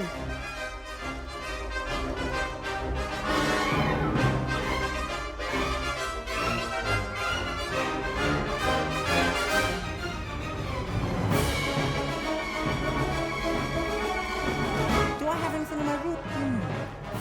Nope. Got it! Let's hope I can do something with it.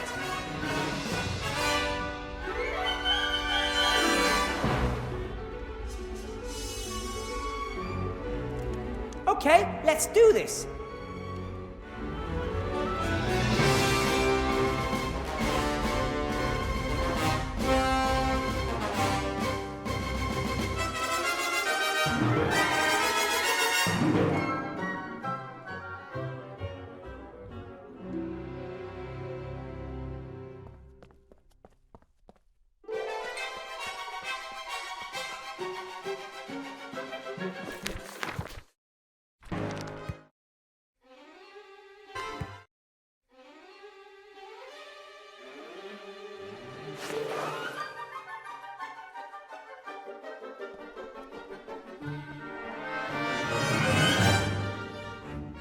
I need to get in the hall immediately. Stop. Admission only by written invitation. Shield Hand? It's me, Wilbur Weathervane. I can see that. And that's why I'd like to see your written invitation. No one gets into the staff room without one. The Archmage has already been subject of attacks.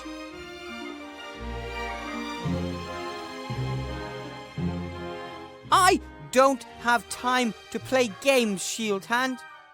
You're going to let me in there. Hello? Such a tone of voice from oh so friendly little Weathervane? Now! I don't think so. I think you should... Ah!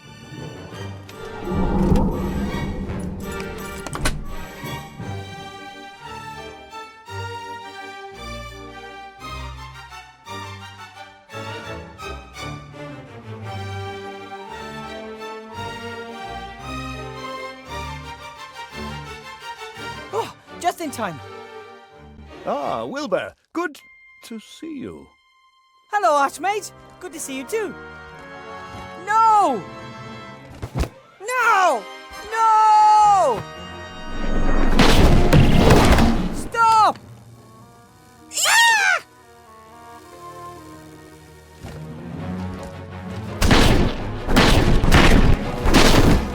Enough! I should have known that you'd be behind this, Monkus. This is the last time you hurt Aventasia. I'm going to have you imprisoned and...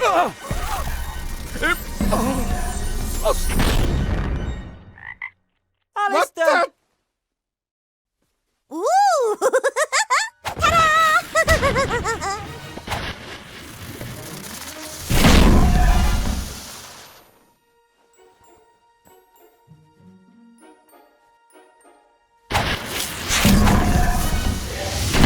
Danger! We have an intruder! Wilbur Weathervane! What the... You're too late, Shield Hand. The Archmage has been murdered. By him! But... what? How? He has murdered the leader of the Alliance, which makes me the new leader. Arrest him, Shield Hand! But...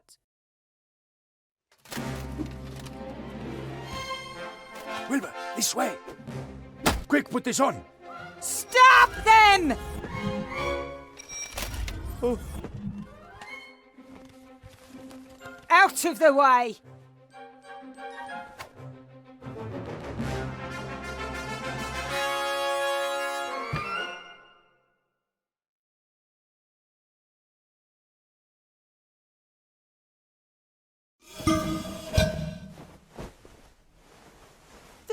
Archmage, we have to...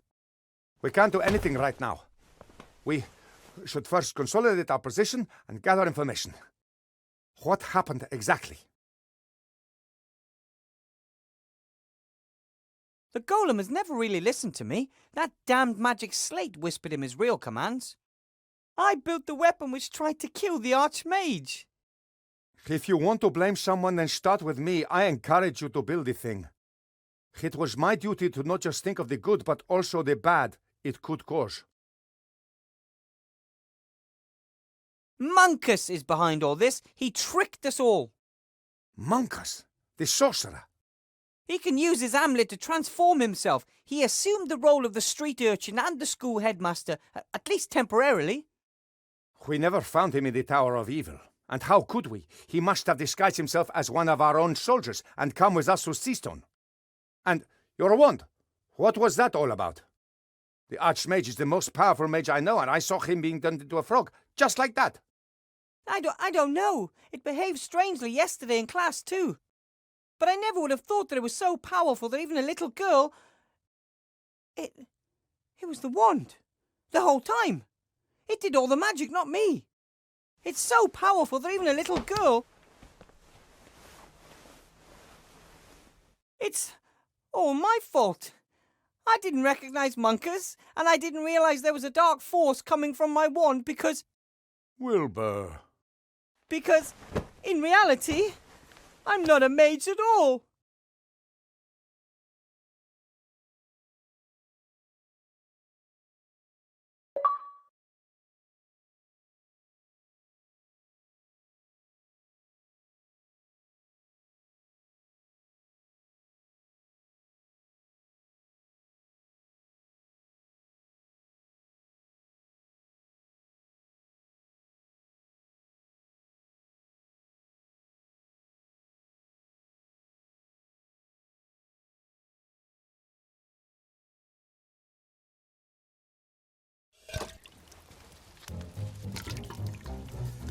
What's the situation? Not good. Another two of us have been turned into hamsters. The town is a nightmare in pink. The resistance has collapsed and the lower town is more like a ghost town. The Van Buren girl is transforming everything that is in her mother's way. There's nothing we can do to stop it. How's our patient doing?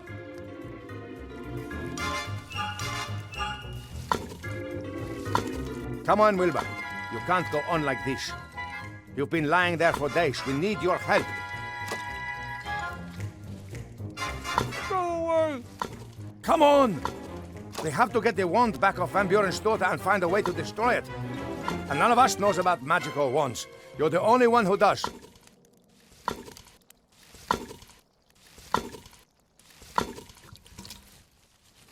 Find someone who knows more about magic than I do. Shouldn't be hard.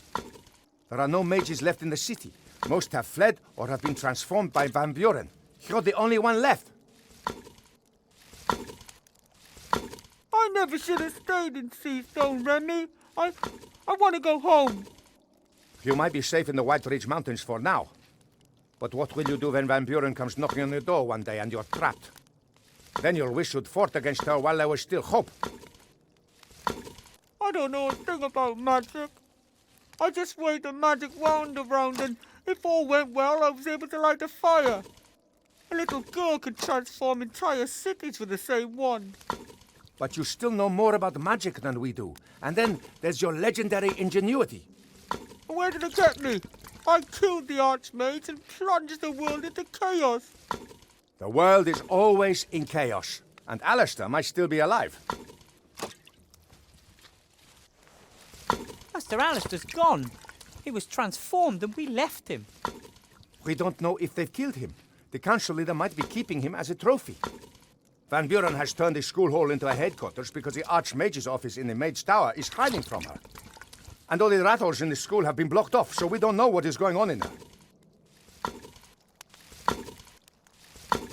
You gave me the wand back in the day. Where did you get it? I'm on my way there now to look for clues as to how it can be destroyed. Will you come with me?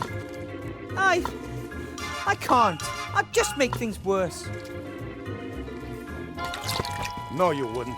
and you've wallowed in self-pity for long enough. Hey! There's no place for layabouts or cowards in the Resistance. That's not... Yeah? It's not what, Wilbur? You're right. I'll go back to the White Ridge Mountains. Fine. Then go home and wait until the war comes to you. But my ring stays here. Hey, don't!